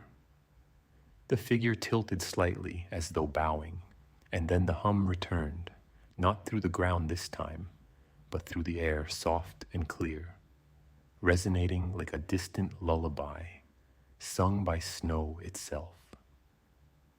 Aylin felt the sound settle deep in her chest, vibrating gently against the crystal beneath her collarbone. "You're guiding me," she murmured. The figure moved, drifting to the edge of the stone circle and touching one of the stones lightly. When it pulled its hand away, a small soft glow remained on the stone's surface.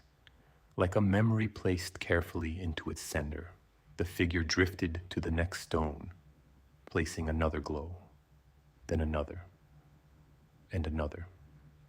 Around the circle it went, touching each stone, leaving behind a softened shimmer that pulsed like gentle breath. Aelin watched in silence, mesmerized. When the figure completed the circle, it stepped back into the center with her. The stones glowed faintly, forming a ring of soft light around them both. Winter keeps memories, Aelin whispered, remembering Rowan's words. These stones, are they? The hum deepened, warm and low. Each stone was a memory, but not ancient ones, not forgotten ages, or the first snows of the world. These were memories of the village. She saw flashes, not images, but feelings. A newborn wrapped in its mother's shawl, a traveler welcomed with warm soup, a lonely man given a place at the feast, a child comforted during a storm, a lantern hung on a porch with no expectation of return, a loaf of bread wrapped in cloth and left quietly by a door. Moments of kindness, moments that Winter had kept safe. Aelin felt her eyes warm with tears she did not shed. Why me?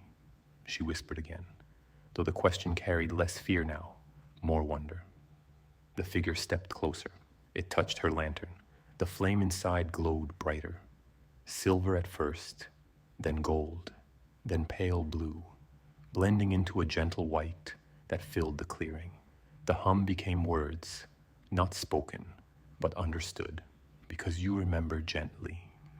Aelin pressed her hand to her chest as warmth pooled beneath her collarbone.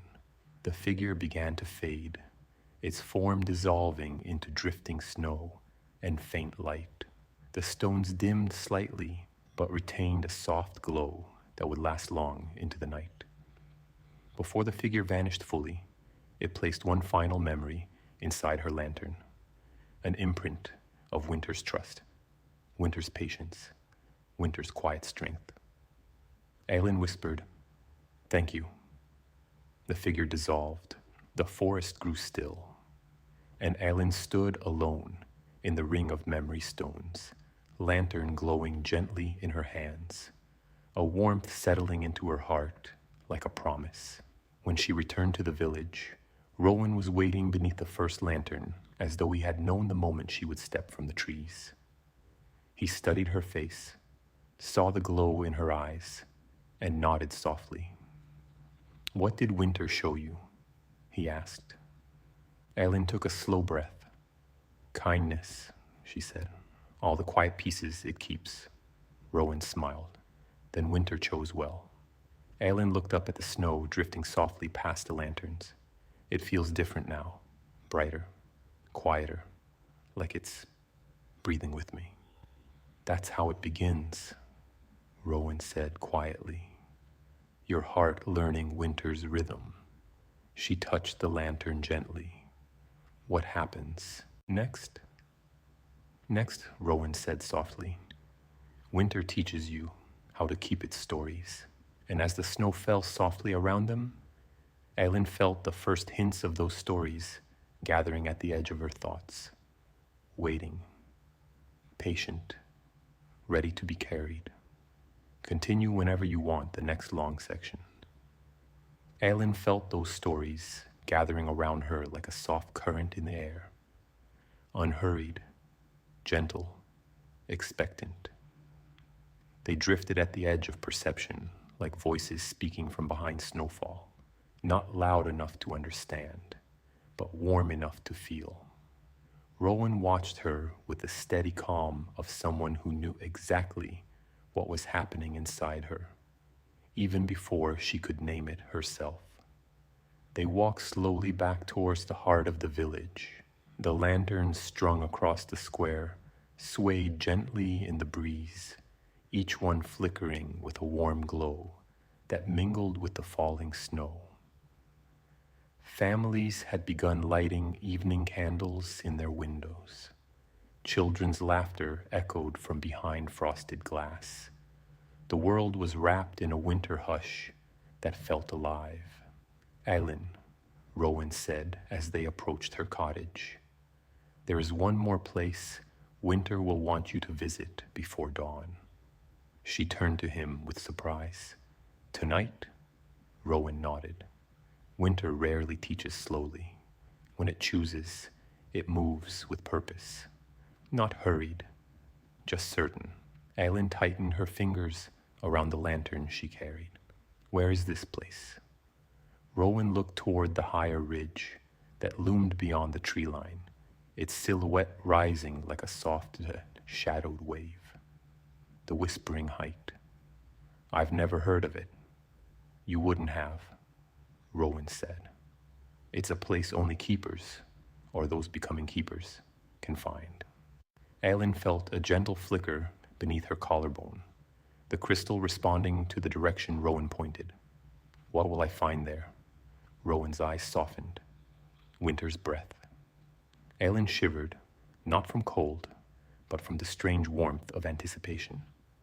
She had felt winter's hum, winter's memory, winter's trust, but winter's breath sounded deeper, older, something she wasn't sure she was ready for. Rowan touched her shoulder. "You will be." They agreed to meet by the tall spruce at the end of the square when the moon rose.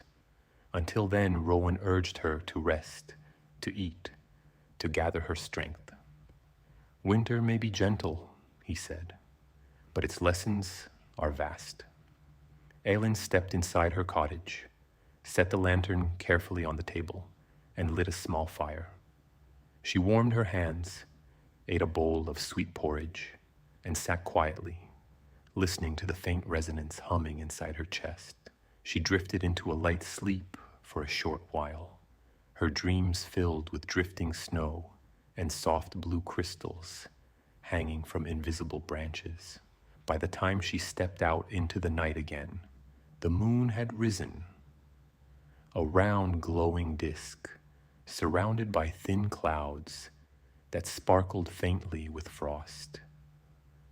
Rowan was already waiting beneath the spruce, wrapped in his long winter coat, snow gathered in his white beard. "Ready?" he asked.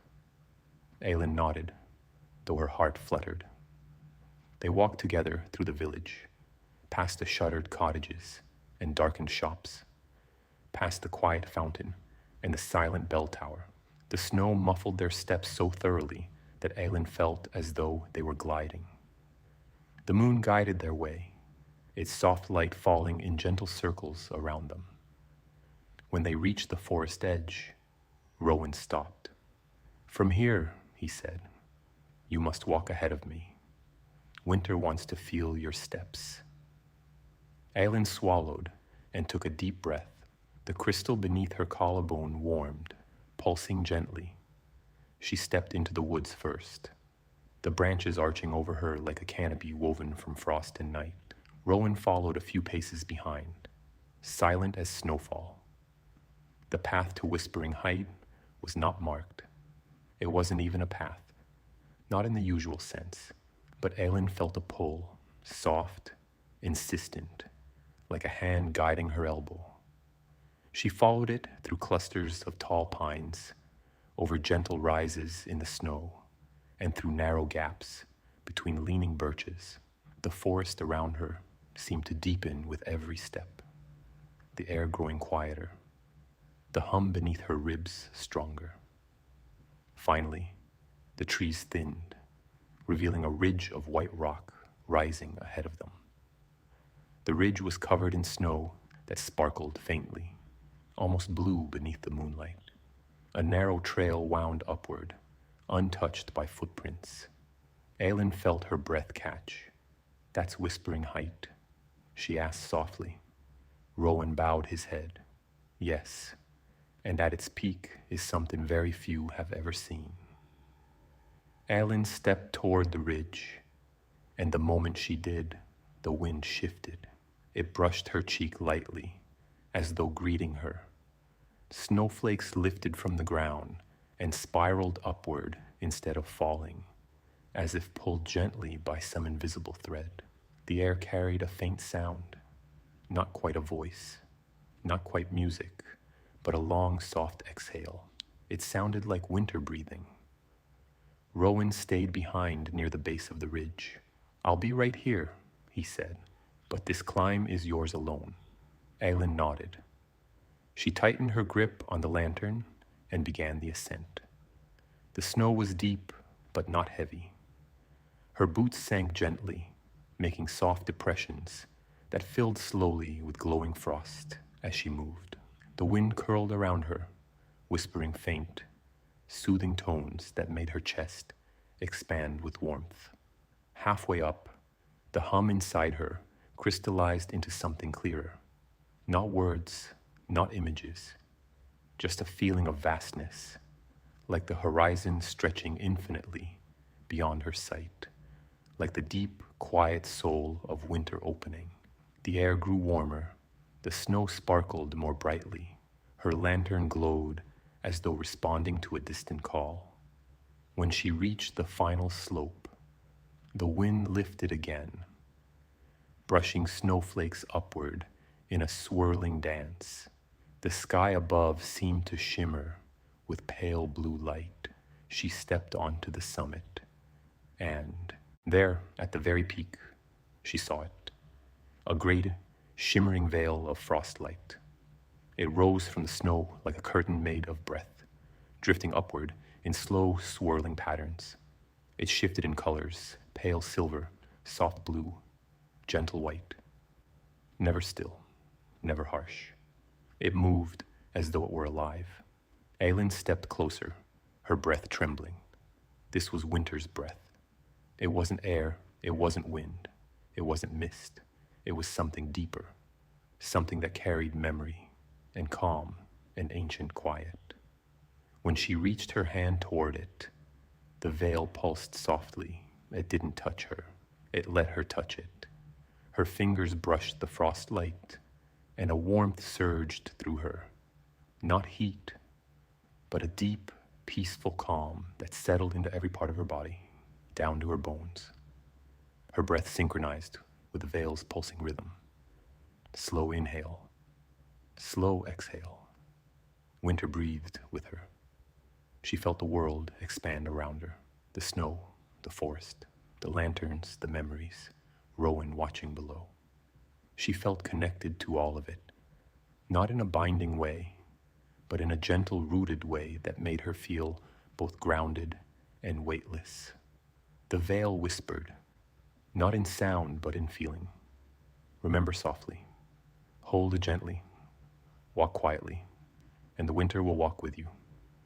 Aylin closed her eyes, tears warming her lashes. "I hear you," she whispered. "I'll keep your breath safe."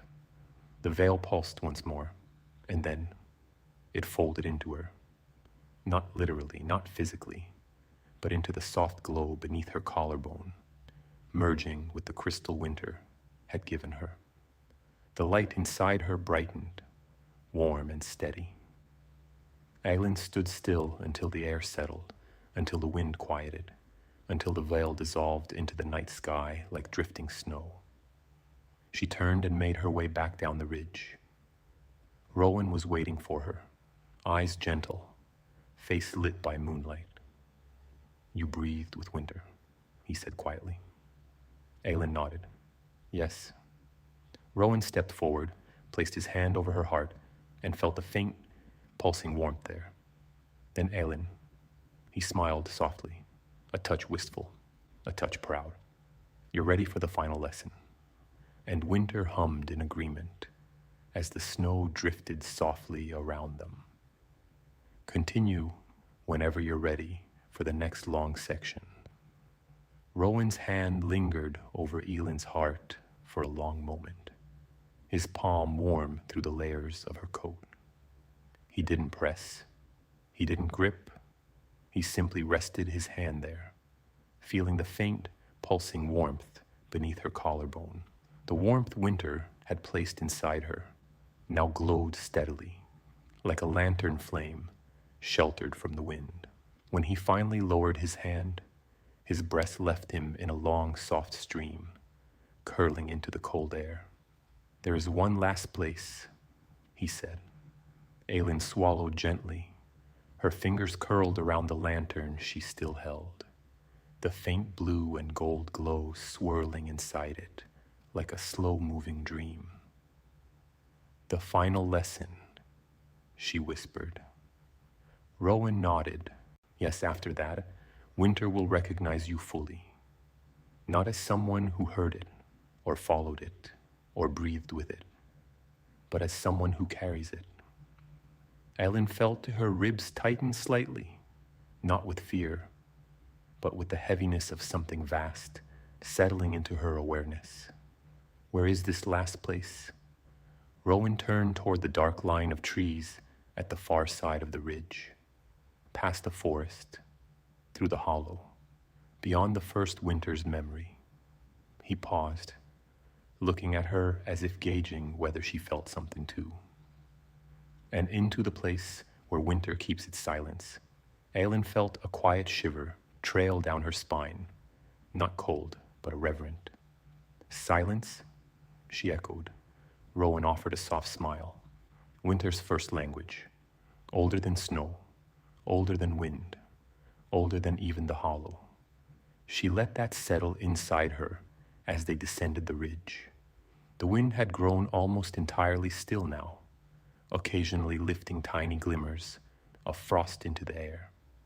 She felt more aware of every breath she took, each one sinking with the subtle pulse beneath her collarbone. When they reached the base, Rowan motioned for her to follow him through the trees. They walked slowly, neither speaking, the forest seeming to open a path for them. The branches widened. The snow thinned into delicate layers that refused to crunch beneath their steps. The world grew quieter and quieter with every stride, until the only sound left was the faint whisper of Ellen's own breathing. Finally, they reached a clearing she had never seen before, not quite a garden, not quite a hollow. The space felt untouched by time, as though winter itself had curved around this place to protect it. A low mist hovered above the snow, glowing faintly with pale blue light. In the center of the clearing stood a wooden bench, simple, steady, untouched by rot or decay. It looked like it had been placed there centuries ago, yet somehow remained unweathered by storms. Rowan walked slowly toward it. Aylin followed without question. He sat on the bench and gestured for her to join him. She lowered herself gently, feeling the wood warm beneath her, even though it was covered by a thin layer of frost. "Aylin," Rowan said after a long moment, "winter's final lesson is not shown. It is heard." She frowned softly, listening to the forest, but there was nothing. Not wind, not wildlife, not even the subtle breathing hum she had grown used to. "It's completely silent?" she whispered. "Yes," Rowan said, "but silence is not emptiness. Winter's silence is full. It is made of everything winter remembers." Aylin leaned in slightly. "How do I hear it?" "You don't." Rowan's eyes softened. "You let it hear you." Aylin blinked. "Hear me?" "Winter listens," Rowan said, "to the quietest truths a heart keeps, the ones said without words. It listens to who you are, not what you do, not what you fear, not what you hope, just who you are." Aylin looked down at her hands, resting atop her lantern. "What if I don't know? Then winter will show you." Rowan placed her lantern on the snow in front of them. Its light dimmed gently, as if waiting. He rested his hand lightly over hers. "When you are ready," Rowan said softly, "close your eyes." Aylin inhaled slowly. The crystal beneath her collarbone pulsed gently matching the rhythm of her heartbeat. She exhaled, then closed her eyes. The world slipped away instantly, not into darkness, but into quiet, a deep, expansive quiet that felt like stepping into the heart of snowfall. She felt weightless, as though the ground beneath her had dissolved into soft light. The cold did not touch her. The air did not move. Everything held still. And then, something listened. She didn't hear it. Not with her ears, she felt it. Like the way the hollow had spoken, but deeper, older. A stillness wrapped gently around her heart, coaxing it open, giving space for every truth she had never spoken aloud. She felt it listening as she remembered the little kindnesses of her life. Cold hands warmed between her own. A lonely woman given a lantern on a stormy night. A runaway child calmed with warm milk and a blanket. A traveler fed when his coin purse was empty. A dying father held until dawn. Winter listened gently. She felt it listening as she remembered her worries. Her fear of not being enough. Her fear of failing the village. Her fear of letting Rowan down. Her fear of stepping into a role she didn't fully understand. Winter listened without judgment. She felt it listening as she remembered her quiet strengths, her patience, her calm, her way of noticing the things others overlooked, her ability to see beauty in silence, her willingness to walk into snow for someone else. Winter held these gently, and then she felt Winter speak, not in words, not in hum, not in images, but in certainty. You are enough. You are gentle. You are quiet in the right ways. You are Winter's warmth. Her breath trembled, but no tears came, only a deep, warm stillness that seeped into every part of her. She felt Rowan's hand still wrapped around hers. She felt the lantern glowing softly at her feet. She felt Winter surrounding her with a love so ancient and so subtle that her heart folded into it like a snowflake, settling into a drift. When she opened her eyes, Rowan was looking at her, not with sadness, but with deep peace. "Ailin," he whispered, "you've heard Winter's silence." She nodded, breath soft and warm. "I felt it listening. And now Winter knows you." Rowan looked at her lantern. It was glowing brighter, gentle white, threaded with silver and gold, which means you've completed the final lesson. Ailin's fingers tightened around Rowan's. "What happens now?"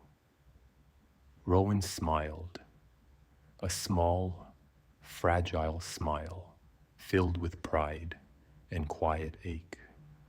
"Now," he said softly, "Winter names its keeper." The forest held its breath. The snow stilled around them, and Winter gathered itself for the naming. Continue whenever you're ready for the next long section. The naming began softly. So softly Ailin might have missed it if she had not just learned how Winter speaks. It wasn't a sound. It wasn't light. It wasn't movement. It was a shift, a deepening, as though the world leaned closer, gathering around the clearing with gentle intention. The air grew warmer, not summer warm, but heart warm, the kind of warmth that seeps into you after hours by a quiet fire. The snow drifting above the clearing slowed, then stopped entirely, suspended mid-air like tiny glowing stars. The frost on the trees brightened, casting a pale halo of light around every branch. The mist over the snow thickened into a soft veil that seemed to breathe. Rowan felt it too. He straightened slightly, his eyes reflecting the glowing mist. "Listen," he murmured. "This moment is older than any name we give it." Ailin's breath trembled with quiet anticipation. Her lantern sat in the snow before her, glowing more brightly than she had ever seen it, white light curling gently around its frame. pale blue weaving through it like threads of breath. The warmth in her chest pulsed once, twice, slow and steady. And then Winter spoke, not in sound, not in thought, not in image, but in presence. A presence so gentle it felt like a hand brushing her cheek, so ancient it carried centuries of snowfall. So calm it hushed even her deepest fears. The snow suspended above them shifted. The flakes turned slowly, as though caught in a soft current. Then one by one, they fell, not downward, toward her. Each flake drifted toward her chest and not dissolving into the spot where the crystal pulsed beneath her collarbone. One flake, then another, then dozens, hundreds. A slow silver snowfall, moving upward instead of down. Aylin gasped softly, her hand resting over her heart as the gentle rush of warmth filled her. It didn't burn, it soothed, it quieted, it reminded her of the hush before dawn, of the delicate calm of snow-covered cottages, of breath fogging gently in lantern light. Rowan watched, eyes shining. Winter is placing itself in you, he whispered. Aylin felt her heartbeat sync with the snowfall's rhythm, slow, rhythmic, steady. The mist curled around her legs, then rose up around her shoulders, swirling like a cloak of pale light. Not clothing, not magic, just memory embracing her. And then the snow stopped. The mist stilled. The light steadied. Something in the air shifted, soft but immense. And Aylin felt it settle inside her like a truth she had always known, but never heard spoken. The presence whispered, not as sound, but as certainty, etched into her ribs, her breath, her heartbeat. You are keeper. The world exhaled. The suspended silence loosened. Snow fell again, slow and gentle. The frost dimmed to its usual soft blue. The warmth in her chest settled into a steady glow. Aylin breathed out a quiet, trembling breath. I felt it, she whispered. I felt winter choose me. Rowan nodded, tears catching faintly in the corners of his eyes. Then it is done.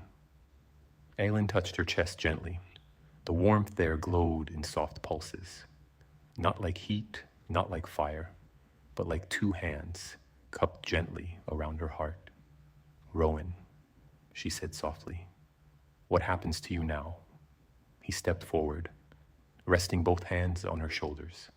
Nothing tonight, nothing tomorrow. I still have time, but winter will call me soon, when it needs me to step aside, when it needs you to take my place fully.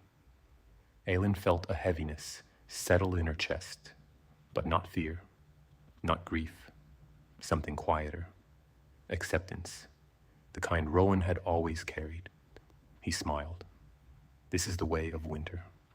One keeper follows another, not by replacing them, but by continuing them. Aylin lowered her head. Will you still be here when winter calls you home? I'll be here, Rowan said, placing one hand over his heart, not in body, but in every snowfall, in every lantern's glow, in every quiet night. Winter doesn't forget its keepers. It just changes the way they walk. She breathed slowly, letting the words settle like snow. Rowan squeezed her hands. Come. There is one last thing winter wants you to see. They walked together out of the clearing, the forest glowing faintly around them. The snow under their feet seemed to lighten, carrying them forward with gentle ease. The trees tilted softly, as though bowing in recognition. Aylin felt the presence of winter walking beside her. Not in form, not in shadow, but in warmth and calm. When they reached the edge of the forest, Rowan stopped. Look, he said. Aylin followed his gaze. Down in the village, lanterns glowed in every window. Families sat around hearths. Children ran through the square with mittens and scarves. laughing as snow drifted from their hair. Elders shared warm bowls of soup. Couples walked arm in arm beneath the lantern strings. The entire village glowed, not just with firelight, with winter's quiet presence. Ellen felt the soft pulse in her chest brighten. "I can feel them," she whispered. "All of them. Their warmth, their memories, their quiet moments. That is winter's gift," Rowan said. "To feel the world gently, to hold it softly, to know how every heart moves in the quiet." Aylin watched the village in silence, her breath fogging the air with soft, slow clouds. The snowflakes drifting around her felt lighter, warmer, almost affectionate. "Rowan," she whispered, "I don't know how to lead." "You won't lead," he said. "You'll keep. You'll listen. You'll answer when winter calls. That's all." Aylin nodded. A soft breeze carried the smell of pine and distant chimney smoke. Rowan stepped back, letting her stand alone at the forest's edge. "Aylin," he said softly, "from this night forward," he bowed his head, "you are the winter keeper of Northwind Valley." The snow swirled gently around her, as if embracing the name.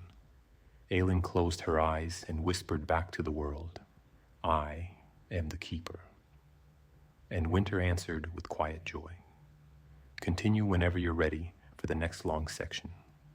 Aylin stood at the forest edge, the glow beneath her collarbone steady as a lantern flame, shielded from wind. The snow around her fell in soft, contented spirals, as though winter itself was exhaling in relief. Becoming the winter keeper did not feel like gaining power. It felt like being entrusted with something fragile and ancient, something made of silence, memory, and breath. Rowan watched her with a gentle smile, one tinged with the faint ache of someone who had carried a long duty and was finally able to set it down.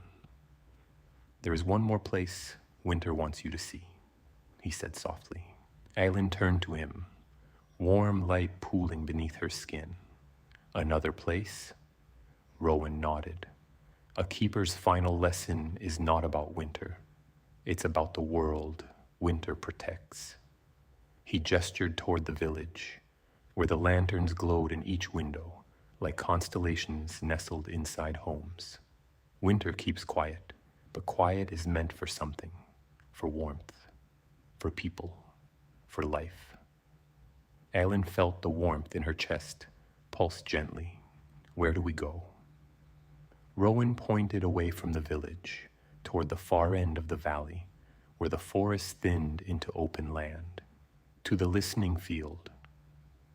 Aylin had heard of the field, though she had never visited.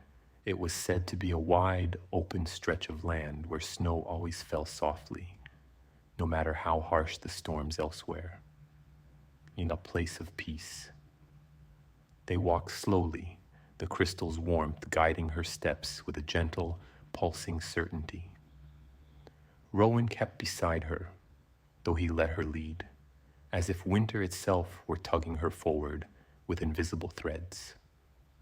The village faded behind them, replaced by the tall, quiet trees. Snow whispered against branches. The night sky opened wider overhead. The moon hanging low and heavy, wrapped in a thin veil of frost-lit clouds. Aylin felt winter humming faintly inside her. Every step synced with a steady rhythm beneath her collarbone. The lantern she still carried glowed softly at her side, as though mirroring her heartbeat. Finally, the trees thinned and parted. The listening field opened before them. It was vast, so vast that the moonlit snow stretched out like a perfectly untouched sheet of white. No footprints, no shadows, no storms, just a gentle hush of endless snow lying so still it looked like the world had stopped breathing. Aylin felt her breath catch. "It's beautiful," Rowan nodded. "Yes, this is where winter listens to the world." Aylin stepped forward slowly, her boots sinking gently into the powder.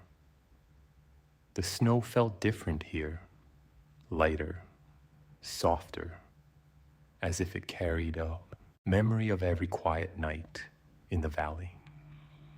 Rowan remained near the trees. "Go on," he said softly. "Winter wants to show you what you're keeping." Aylin walked into the field. With each step, the hum in her chest deepened. The snow beneath her seemed to glow a little brighter. The sky above softened, the moonlight spreading in a gentle shimmer across the land. She stopped in the center of the field. The wind stirred, only faintly, only enough to lift the snow in tiny swirls around her boots. And then it came. Not sound, not vision, not memory, but feeling. She felt the warmth of every home in the village, the hush of every sleeping child, the breath of every fire, the softness of every quiet moment shared between people who cared for one another, the comfort of someone placing a blanket over a loved one's shoulders, the steady pulse of life beneath the cold world, beating gently in the dark. It all spread across the listening field, like warmth stirred through cold water. Aylin gasped softly. "I can feel them, all of them." Rowan's voice carried faintly from the tree line. "Yes, winter keeps the silence so their warmth can survive." Aylin pressed her hand to her chest. The glow there brightened, radiating through her ribs and out into the quiet air. The field responded. Snow lifted around her, drifting upward in slow spirals. The flakes glowed faintly as they rose, catching the pulses from her chest, like ripples on water. Then the snow settled gently over the field again. The world quieted, and the warmth she felt of the village, of the homes, of the people, remained inside her, steady and alive. She turned slowly toward Rowan. "I understand," she whispered. "Winter's silence isn't emptiness. It's protection." Rowan's smile was soft, full of pride. "Exactly." Aylin walked back to him across the field, her lantern glowing bright and soft. When she reached Rowan, he rested a hand over hers once more. "You felt them," he said. "You felt the people you're keeping quiet for." Aylin nodded, her voice small. "Yes, and winter felt you," Rowan added, "and accepted you." The warmth beneath her collarbone pulsed again, confirming it. Rowan exhaled in relief. Then the keeper's final lesson is complete. Aylin looked out at the vast, peaceful field. "Is there anything else?" she asked, though she somehow sensed winter was not done with her. Not entirely. Rowan looked at the sky. "There's one more thing winter will show you tonight." Aylin felt a faint flutter beneath her ribs. "Where?" Rowan took her hand in both of his palms warm despite the cold. "Not a place?" Aylin blinked. "Then what?" Rowan smiled, a soft, bittersweet smile she had never seen before. "A farewell." Her breath caught. "Rowan, no, not goodbye," he whispered gently. "Just the beginning of the end of my part." The snow around them lifted in a slow circle, swirling like soft breath. Aylin's heart tightened, not from fear, but from a gentle ache she knew winter meant for her to feel. "And winter wants you to witness it," Rowan said softly, "because every keeper must see how a keeper steps aside." Aylin swallowed, tears warming her eyes. "Rowan, I'm not ready." "You are," he whispered. Winter made sure of it. He took a slow step back. The snow around him began to glow. Aylin reached out instinctively, but Rowan lifted his hand with a gentle motion, stopping her. "Watch," he murmured, "and remember." The light brightened around him. Winter prepared to carry its old keeper home. Continue whenever you're ready for the next long section.